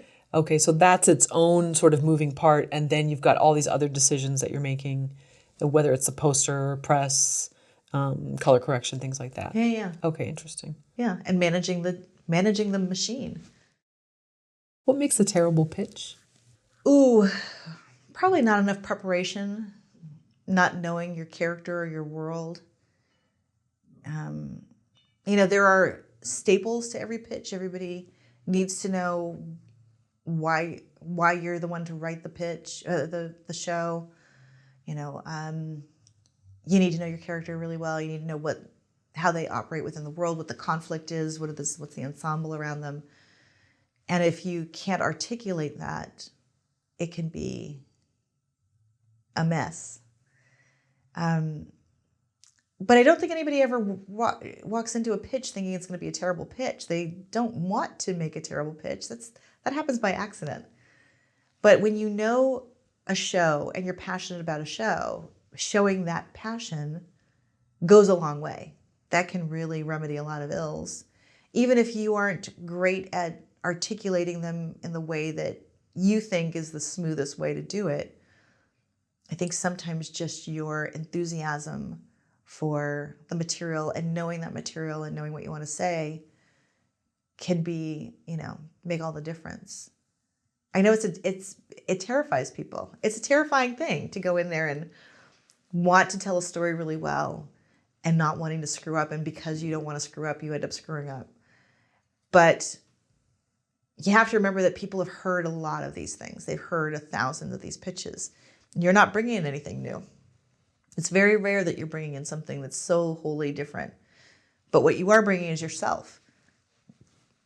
And that, coupled with the idea, is why people want you to write it.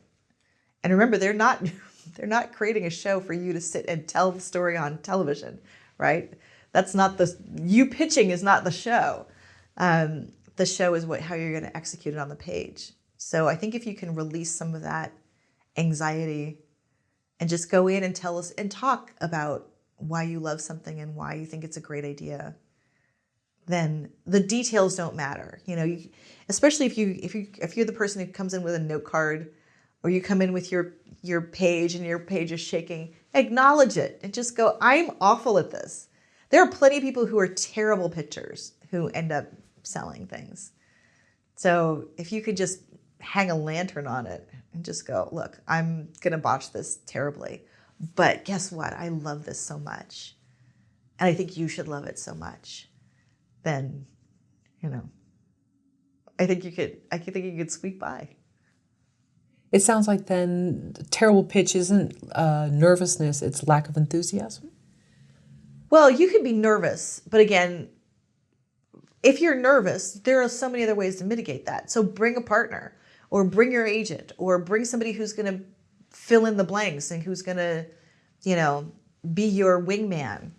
So there are ways to do that. Again, you can write it down. You can have them. You can send them the deck in advance. These days, it's all on Zoom. Zoom has been the best thing in the world for people who are terrible pitchers, because you can read your document and no one's going to know. So there are ways that you can get around it. I think, barring a flop sweat, I think anybody can muscle through. And again, it's what you are on the page. So if they love you on the page and they've already said that they've loved you because you're in that room, whether it's a Zoom room or it's an in-person. So you've already got over the hurdle, the biggest hurdle. And then you just have to convince them that you have enough insight into the character and you know the world really well and there's something to say, that there's a relevancy to what you're saying, then you've got a lot of the big pieces. But when someone lacks enthusiasm, then it doesn't matter if they're smooth as butter with their delivery, but there's just something, it's not convincing. Well, here's the thing. Who would want to work with somebody who's not enthusiastic about a job? Because you are then spending as we said, 12 hours a day on set for 22 episodes or 8 episodes or however many. It's a lot of time. It's the bulk of your year, right? You're coming up with a pitch and then getting in the room to pitch takes a long time to do it. So if you're not interested in it, why do it? What's the point? So you have to be enthusiastic, otherwise do something else. If a pitch or screenplay is rejected, how does that writer build a relationship with the executives? Okay, when you say rejected, though, what are you talking about? Are you talking about somebody that has already sold something and is rejected, or before you even get to the place where you're meeting for a general? You're having a general and it's a pass. Okay, but if you're sitting in the room with an executive, you've already won. They are already on your team, right? So it's up to you to then give them something that they will like. Or maybe it's just not for them. And maybe it's just the wrong timing. So there have always been times when we're looking for A and you're bringing us B. So we really need a family comedy for this slot, but you're bringing us an action comedy and we don't have space for it, nor can we afford it. Whatever it is, it might not be the right time. So your past might have nothing to do with you as a human being or your writing, your skill, or whether I like you. It might be a factor of many other things that you have no idea. The problem is that we always take it personally. We think it's us. You've said no, and I take it personally, right? So you have to get past that because, again, as we said before, executives are running a mile a minute. They are managing a lot of things. There's a lot of balls in the air, and that one thing might not be right. So keep moving. Let's keep moving. Because I've already invited you into my space. I've already said I like your writing. Now it's on you to say, okay, that didn't work. Here's what I would do if I was in that position. You've just passed to me. You go, I'm sorry, it's not working. I go, you know what? What are you looking for? Now there's a whole new conversation. Or, oh, yeah, I totally understand that. Thank you so much for reading it. That's so great. Let me float another thing by you. It's something I'm working on. What do you think about this? And then you've hooked somebody with another idea. You don't even have to have the idea. You could say, you know what, I'm thinking about doing something about mother-daughter relationships or something about, dystopian worlds and, how somebody navigates that. Then again, you've then opened up another line of conversation where then that executive can say, oh, when you get something more, come back and pitch it to me. That's a conversation. Now, how do you land the plane in that meeting? At the end of the meeting, hopefully you say, you know what, my agent put us in touch. I would really love to have a direct line to you. Is that okay? Can I share my card with you, or can I give my information directly to your assistant, or can I have your number, or is it okay if I reach out in a couple weeks? There are ways to have a conversation, and particularly if you've connected over something. So let's just say you guys both have kids who are in AYSO. Hey, you know what? I wonder, are you going to be at the turkey tournament? I would love to see you. Let's grab coffee there. Whatever it is, there are threads everywhere that you can pull. That's why being in a room, a real room with somebody, gives you all of the other information about that person. What are the posters they have on the wall? What shows did they do? What's the coffee table book that they have? Everybody's got a coffee table book. What's the pictures that are on their desk? There's something that you can then key into and ask that person about themselves in that way, and then connect it back so that you start a relationship, just as though you would do with anybody. So there are ways to continue the conversation and even if you don't hear back from them, it doesn't mean that they haven't received the information. There's many times that I would get an email and I was running so fast that I didn't think to respond, but I still saw the email. I still saw that person's name. That person still was on my mind. So don't think that a no answer is no answer. So that's the error, is thinking that it's a rejection when really they've invited you there, they've given you whatever amount of time. So Right. That's actually not a rejection. No. And then it's sort of the door is slightly open. And then it's up to you to make the next move and to show that you've made some progress. So we're so good as human beings of filling in the blanks. We were like, oh, they hated me. And then you go down a rabbit hole where you just wonder all the things that you did wrong. And I must have crossed my legs in the wrong place. And I know when I took the sip, I choked on my water. And oh, they just hate me. And you go down this place that has absolutely no bearing on reality. Because again, they are the star of their own movie. And they're thinking about something else. Sure. They just said, oh my God, I had a really great meeting. And I wonder what I'm going to get back, And then it's up to you. You have to deliver. And remember, too, again, we are a town of show me something. Like, show me you're moving forward. If you're sitting in stasis, if you're locked in a block of ice and you are not moving forward, I don't really have time for you. I want the person who's actually out there doing something. So as soon as we show a little, as a writer, as soon as you show a little momentum on your own, we will then re-engage. So you get into a program, oh, I'm re-engaging with you. Or, you win a competition or someone else has brought your name up. And then I'm re-engaging. So, and you don't know what's happening under the surface. So there's a whole network of things that happen constantly that we are never privy to because no one's saying, I did this for you. But there are also many times where someone would come in to meet with me.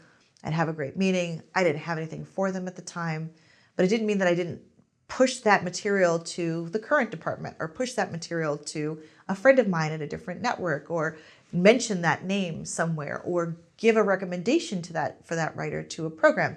So there's a whole other network of things that are churning below the surface that are happening that are really working in your favor.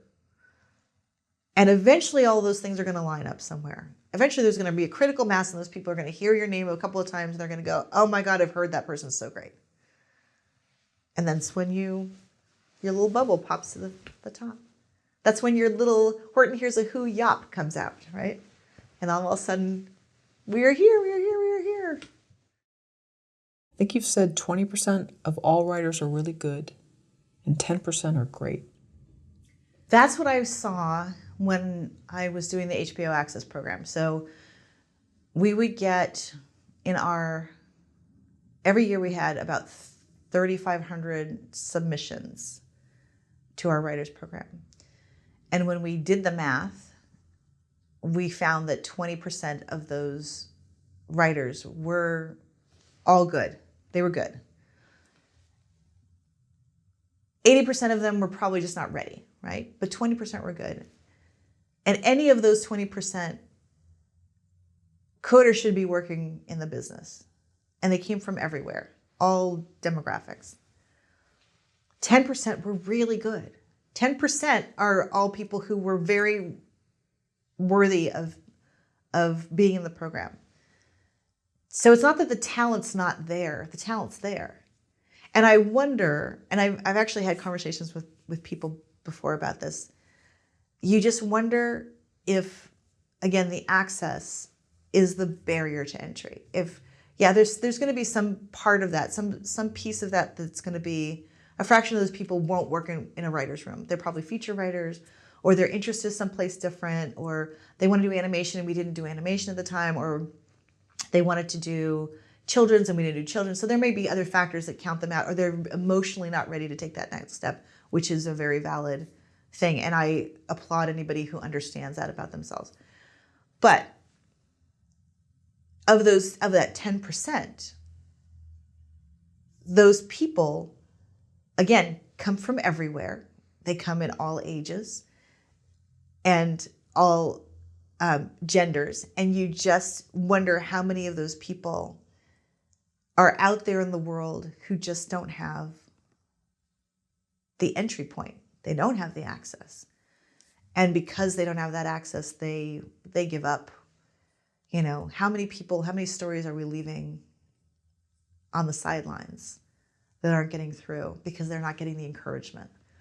Which is why when we were doing our program, when we did our semifinal cut, we blasted that information out there because all of those semifinalists had jumped over so many hurdles, and we knew that they were, great voices, valued, could be potentially, working in this industry.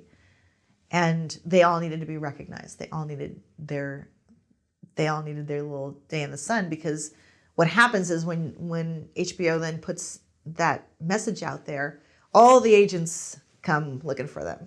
They see their names. They're like, we look them up online and reach out directly. And all those people get then a little bit of lift. But yeah, there's a lot of talent out there. And you just wonder how many stories haven't been told that should be told. When you say emotionally ready, what does that mean? When I say emotionally ready, I mean that sometimes you can get to a place where you have the path, the door is open to you, but you aren't necessarily ready for all that it entails. Being a working writer in this industry is not easy. Once you've gotten the gig, you're still putting in hours, and you're still writing on the side because you need another piece of material, and you still have to work with other people in a writer's room, right, on the TV side. Or you still have to navigate what it means to be a writer. And sometimes that the not knowing where your next meal is coming from is not easy to understand or to stomach. And then there are other things. So whether you know this about yourself or you don't, in order to sit in a writer's room and to contribute without over-contributing, sometimes we don't all have the same skill set emotionally. We don't have the right tools emotionally to take all of that on. It is a thing. So that's when I say emotionally you have to be ready for it, because once you are stepping onto that train as a working writer, it can be a lot. There have been times where people come out of a program and they go, you know what, I realized in the program that I don't love this process. And I would rather go direct, or I would rather go write novels, or I'm actually not fitting, I don't see myself fitting into this world in this way. Or I'm dealing with my own stuff and it's hard to deal with, and I need to take a break, or I need to take a step back. And that's okay. Not everybody gets to the starting line at the same time. And I do think that what we ask of writers is an emotional work. And if you're not ready to expose that, you got to do it at your own pace, because you can damage your soul if you are not ready. So you have to figure out a way to be okay with it. And remember, you're getting criticism, constant criticism, whether people are saying it in a nice way or not, and how you internalize that. And if you're okay with that, then you're good to go. And if you internalize that and you cannot make sense of it, and you need to do some emotional work, then sit it out for a minute until you're ready. So, do you think that's a rare individual who realizes, wow, this big door is open for me and I'm actually not ready and I'm going to turn it down? No, I don't think it's unusual, because I've encountered quite a few people who get that, who understand that. And I think that when you've got to that place where people are starting to set those meetings, it clicks in pretty quickly. Your fight or flight goes, the sensors go off pretty fast. Like, I don't think I can do this. This is making me too uncomfortable. So I do think that there's a little bit of a pressure point that just goes haywire. And that's good. Then you got to figure out another way. And do you think because so many of these writers, they hone their craft outside of school on their own, whether at the library, coffee shop, in their room, and now it's a totally new ballgame with input and agendas and personalities, and they weren't prepared for that? Well, I think also remember that beyond all that, and that might be true, sometimes when you get into a writer's room and you are dealing with a lot of criticism, and let's just say you have a funky writer's room, which a lot of people, we saw in the last couple of years, a lot of people had to go through. There's misogyny, there's racism, there's so many other things that are coming at people that have nothing to do with the work. Sure, teacher's pet. You got to figure out a way to hold on. And I had a conversation with a writer, Kathleen McGee Anderson and I had a breakfast at the Beverly Hills, what's it, Beverly Hills Deli? What's the one that's at the top of Van Nuys, whatever that deli was. Beverly Glendelly years ago. And this was back when she had just wrapped Lincoln Heights. And she said, I'm really concerned that we are losing a lot of our Black female writers, that they just can't, that it's so hard to be in a room and you're the only one. And so we started a group, and we did it for a couple of years where I was at NBC at the time, we got a lot of senior level, we had I think 3 or 4 senior level writers, brought a mid-level and a junior writer. And it was to foster more mentoring and to give them some place where they could a soft place to land, essentially, a touch point. Because we needed people to wrap their arms around the people who are coming up and go, oh yeah, they're going to call you the diversity hire. Whether you were or not, they're going to try to shame you into that. And they're going to want to touch your hair, and they're going to want to throw racial epithets at you, and they're going to want to, push your buttons, and they're going to try to undermine you. And that was just very, very common. Probably still is. And navigating that takes a lot of emotional fortitude.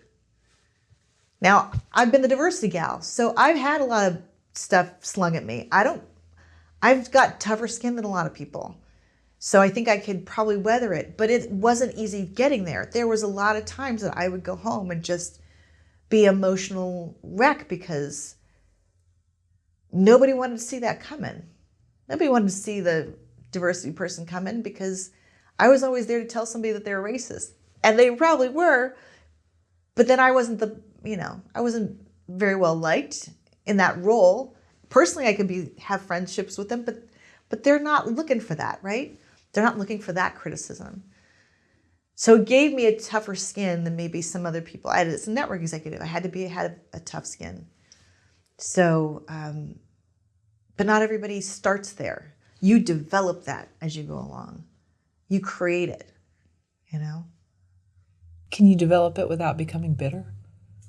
Oh, sure. I think you can. I think it's hard. I think there are times when you're dealing with it, but that's a bigger question because, it goes way beyond Hollywood. We're living in a time when we are seeing the rise of it, but we never really left it.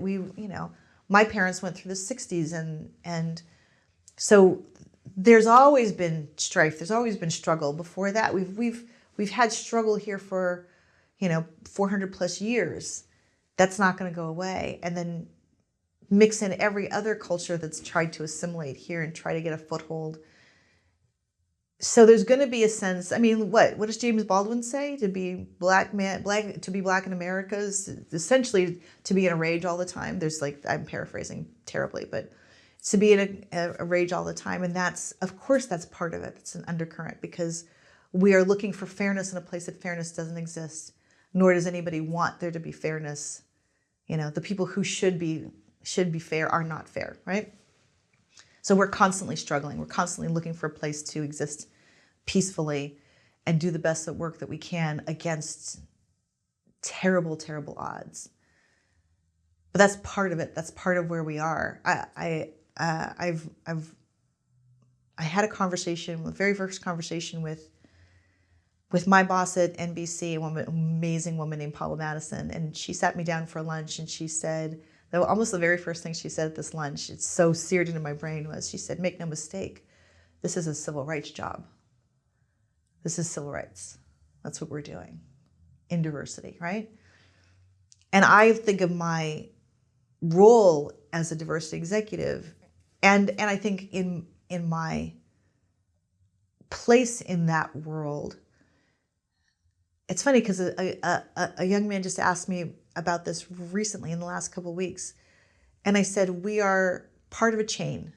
We are just one link in a chain. And the chain stretches out way far behind us and way in front of us. And we're not going to fix this in our lifetime. It won't be over. But we are doing our part because we cannot allow the chain to break. We have to keep going, right? So if you think about all the people who came before us, there's been terrible, terrible atrocities. And I know we're going off script here, right? In our conversation. But terrible, terrible things have happened. And we keep standing on the shoulders of those who come before us. So I'm standing on the shoulders of of my boss and her predecessors and a long legacy of people, and there will be people who stand on my shoulders as well. So yeah, there's going to be some bitterness because it's not fixed yet. But that there's also a lot of other things that come into my daily existence. I'm not all bitter. That's not I don't wake up feeling bitter.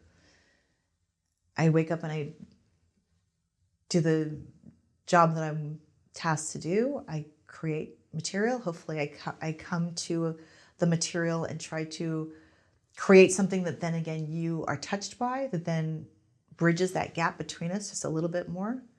And that's the job. That's my job right now.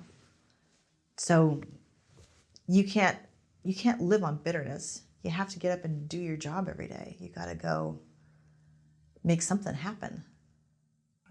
So there's a time and a place to be angry and to fight back, but then there's another time and a place to say, okay, I'm just going to focus on the task at hand and I'm not going to. But they might be one and the same.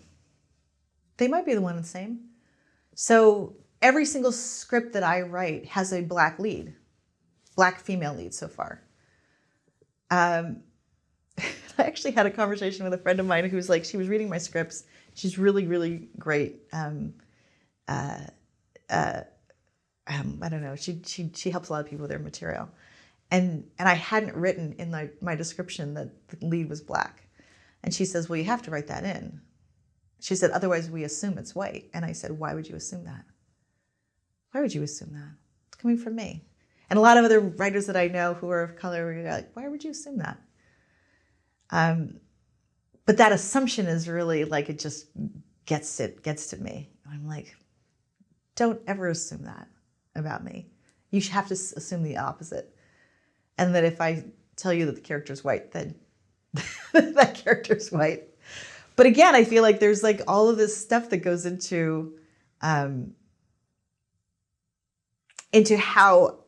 I'm presenting my material. My material is, by its very nature, advancing the cause.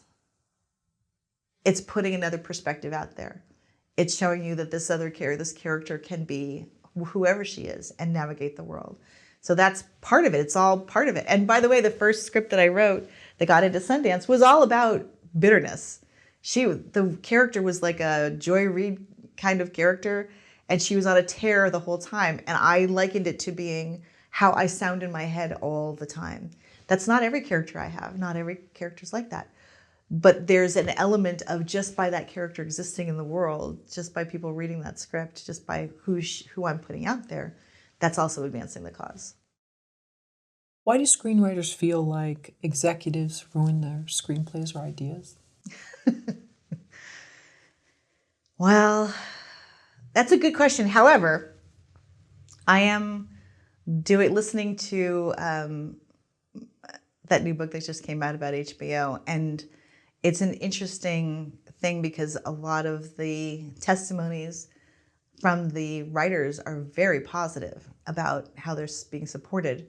So I do think that, anytime you get a note, it's hard. You have to internalize, you have to assimilate that into your psyche in some way. And notes are not, everybody wants their thing to be great right out of the box, and it almost never is. It always takes work. So I think no matter if you're getting it from your writers group or you're getting it from an executive, you're gonna push back on it because you obviously turned in the thing that you thought was ready. And then to get no, it's not ready, there's something that needs to be done. That's like, it's a little, it's a little hard to stomach.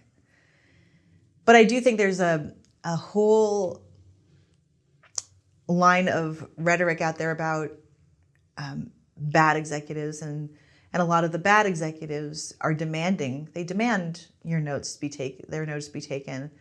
I think the better executives try to, again, help you find your path, your own path. That's why I think, if you're even if you're not an executive and you're giving notes, giving a note in a form of a question will really help ease the pain. And also, you should also, be cognizant of the fact that maybe somebody doesn't want to take the note. If they've taken the spirit of the note as opposed to the exact note, and you get the point across, then, it should be all good.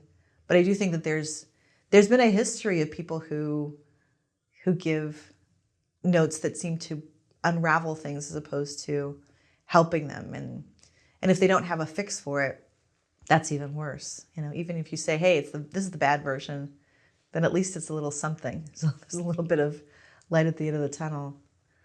But I don't think anybody willingly goes out of their way to give terrible notes. There may be people who are just not equipped. They don't know enough. They haven't heard enough pitches, or they haven't been on the pitching side, know how hard it is. So there are those people who probably shouldn't be giving notes. But hopefully, if you're in a network and you're skilled enough to be sitting in that room, you should be giving fairly good notes. What does the spirit of the note mean? Sorry to interrupt. You mean the note under the note? Yeah, what is the spirit? You said the spirit of the note? Oh, the spirit of the note? Sure. So, let's just say you have read my script and you give me a very, very particular note about a particular line. Well, the line might not be the problem. But what you're tapping into is there's something not working about that scene or that moment. Maybe I haven't earned that moment yet. And your note may not be the right identifier of that problem. But if I take a step back and go, well, wait, what is she trying to tell me? Maybe I can fix it a different way. Maybe it needs to be a different scene.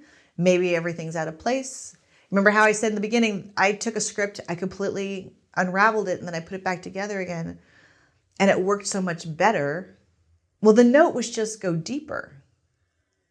He didn't give me a do it this way or this particular way, but he could have. And if he'd done that, and really the note was just go deeper, then I would have had to have looked under that. I would have had to look under, well, why is this not working for him? And take the spirit of the note, which was deeper. Earn those moments. Give me more character. Follow the emotion.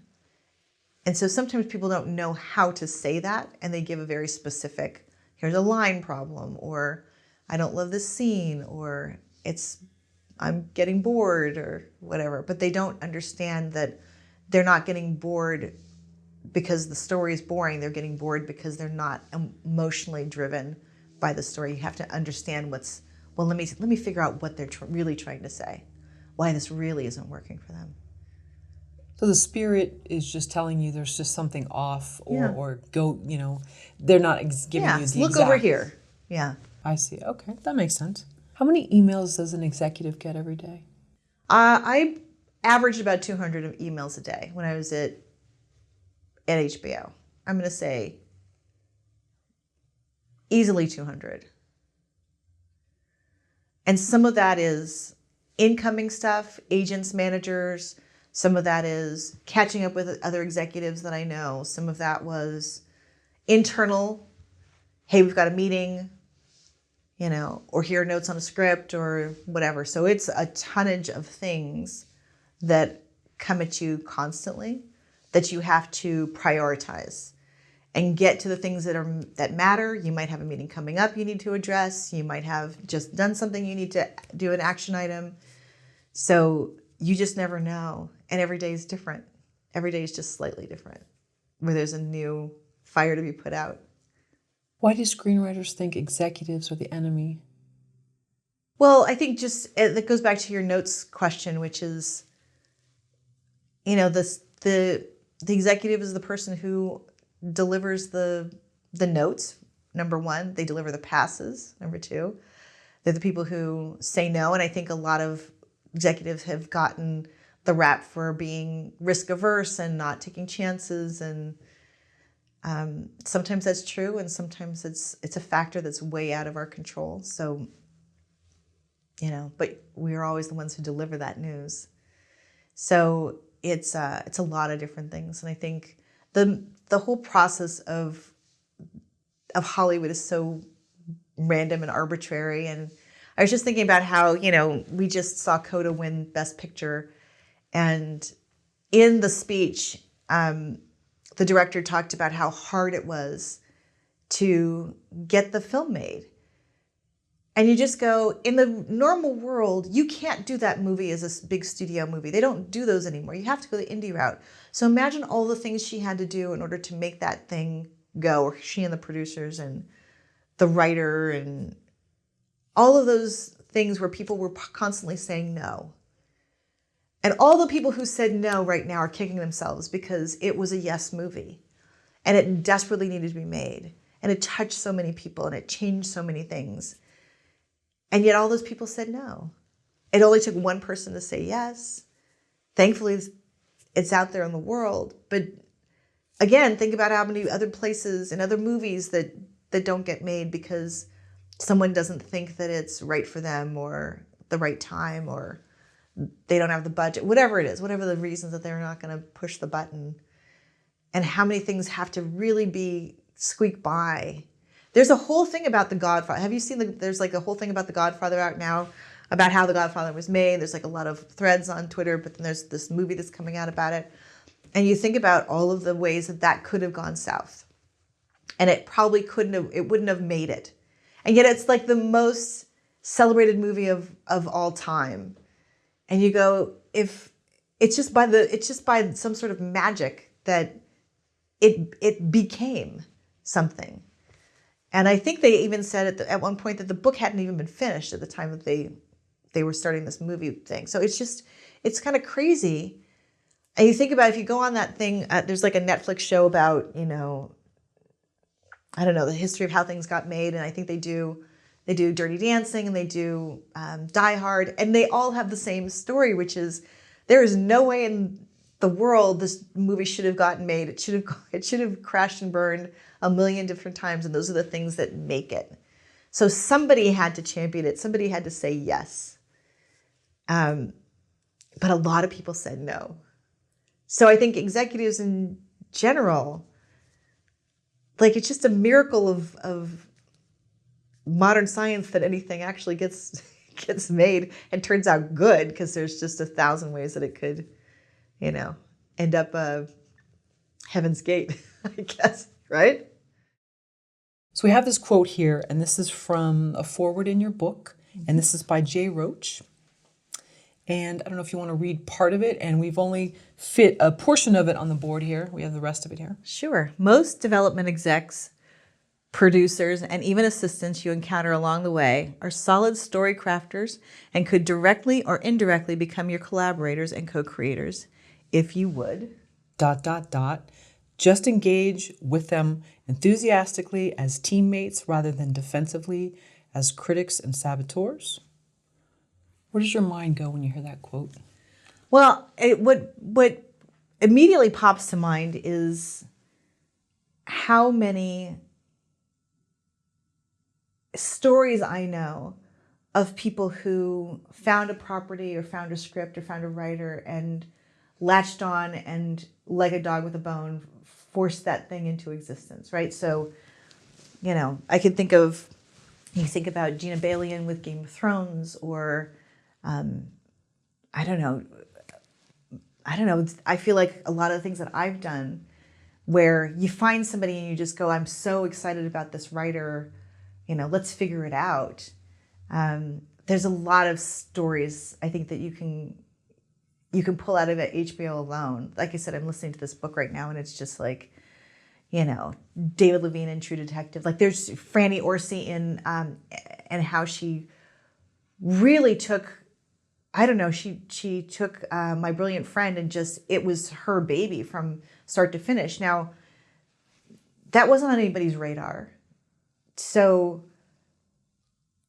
what a miracle that she was able to create something along with the team that she'd assembled and the writer and all of that into something that's so beautiful. So you have to remember that for every failed project, there's probably another, equally passionate executive who is putting together something else. And sometimes that first thing isn't the thing. Sometimes it's the second thing. Sometimes it's the third thing. Sometimes you just have to keep going until you find the right collaborator or you find that right idea and it's the right time.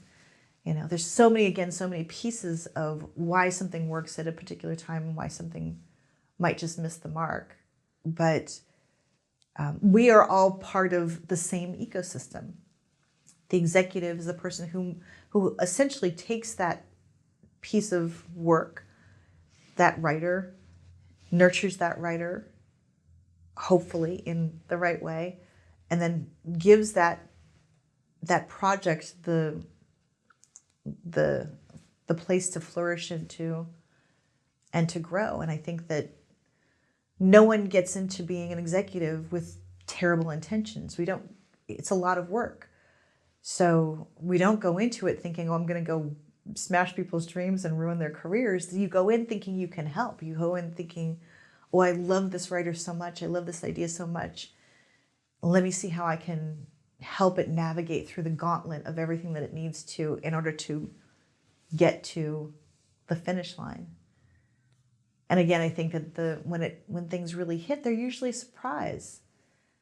I think sometimes you can see things coming. I think when we all saw the pilot of ER, we knew it was groundbreaking, or CSI, the first one, was groundbreaking, or there are some pieces that just pop out, Breaking Bad, they're just things that just sort of automatically blow your hair back. But sometimes things like Seinfeld that take time to nurture and then become huge and hit really well. And you just don't know. You just have to believe and love in the process and the creators, and you have to love story. We get into it because we love story. We are the same people that, look, I'm the perfect example. I'm both writer and executive, and had the ability to do both, and now I'm able to do both. But I was the same person who watched the 3:30 ABC movie, every single day, and watched Fred Astaire and Ginger Rogers and Annette and Frankie, and I wanted to be involved in that storytelling. And we all read a ton of books, and we all do our homework, and so our intentions are always good. We don't always execute them well, and we sometimes do have to grow up. So I think back on the notes that I gave when I was young, they would be so different today. And I desperately feel like I want to apologize to every writer I gave notes to when I was too young to know how it really, really works. So sometimes we are not quite as skilled as we want to be, and we need to do growing up, just like a writer needs to evolve, just like the whole process needs to evolve. So, but I think that he's absolutely right in that we're all part of the same big idea, which is we all want to see stories created, and some of us just do it on different sides of the process. But we are all collaborators. Sure. But then when someone looks at it in a defensive light, is it because, you had said earlier, there's so much going on behind the scenes that we don't always know with the network, and whether it's advertisers or notes that the fans are giving back, different things. And so is the writer privy to all of that? Not always.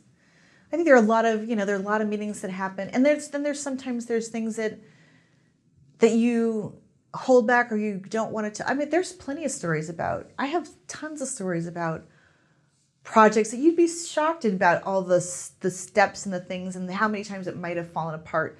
Is that important for the creator to know? Absolutely not. Would it hurt that person's feelings? Absolutely. If they knew exactly what was happening in those rooms, it would be devastating. So sometimes that not knowing is not a bad thing. Sometimes that's why people feel like sometimes executives are too close to the chest. And because things they change at the snap of a finger. So let's just say we've got a project, it looks like it's going forward, but I can't necessarily tell you for sure it's going forward because I don't know. They might change the whole direction the minute before if I pull the trigger too fast and then they decided not to do something, then I've blown that conversation. You've already gotten your hopes up. So there's a reason sometimes why they feel really cagey, because they don't know, or they haven't been given the authorization to pull the trigger. Sure. And a perfect example of that is, I can't say it's perfect, but So Unetta Boone, who passed away, had done a show, a pilot called One on One for us. And yet we didn't see it on air until a year after. So she was waiting for the pickup the year before. She was at the party. She was waiting for that note we were in New York, and she was waiting for the notice that she was going to be on stage that next day. I'm pretty sure that's how it went. And we ended up at the last minute not picking that show up. So that was devastating enough. But imagine if we had already said, you're on stage, and then we told her 2 seconds before she wasn't going to be on stage. Now, the good news is we loved it so much we picked it up the next year, and the show was off the races, and it was an amazing show. But sometimes we don't have all the information. And then that comes across as cagey, deceitful. They're not, sharing. Why are they doing this? They just don't know. So it's such a terrible little swirl of, silence that sometimes can permeate and that can feel that the world is against you. It feels like the execs are against you. But then what you don't see is those same execs fighting for a project, fighting for the life of something. I had to fight I wasn't allowed to pick up Malcolm in the Middle at UPN, but I fought to get it released in a time when there was a strict policy that said we do not release projects so they can go on to other networks. And I said, this needs to exist somewhere. Now, you don't see that in books. You don't see that in, I think I might have put it in my book, but you don't hear those stories about how people do champion and try to nurture and try to foster and try to help. Why would there be execs in the room fighting against it? So then why is one team want it and one team doesn't? Well, things like scheduling come into it. So let's just say at a network you've got a huge board. When we were doing our programming for UPN or even for Fox, they have these gigantic boards, and on these boards there's strips. So on one side it's like the time slot and then the network, or either way, time slot and the network. And then each little strip, it's a magnetized strip, has the name of the show, the pilot that was just produced. And so what we're doing is we're hedging our bets, and we're trying to think, well, if CBS has all procedurals and we're trying to counter program with all comedies, what's the best comedy that goes up against the CBS procedural, the drama, family drama on NBC, the ABC's got, comedies, but they're buddy comedies. Let's go with a family comedy, or let's go with a drama. So we are trying to figure out our schedule based on what other people are doing. So at the time that we're doing this is, again, right before upfronts. So people haven't announced their schedules. When they get announced is when everybody knows specifically when things are happening. So we are trying to counter program and figure out, well, what's our best slate that's going to do well against the others? Because we don't want, as a UPN or a Fox, or even if you're thinking, these days with some of the other networks, they don't want the same show to compete against the same show, right? You don't want a black female comedy up against another black female comedy. You're going to cannibalize your audience. So we're trying to find the spaces where those audiences are not being served someplace else. That's why sometimes things move forward or don't move forward. That's why somebody might be fighting for or against. Maybe they don't love that show, or they don't love that star, or they don't think that it's going to do well for that particular demographic, or whatever. There's so many different reasons. Again, that's making the sausage. That's the whole other thing that's underneath that people don't always hear about. Do we have the right audience? Are people showing up to us for this? Or can they get this better someplace else?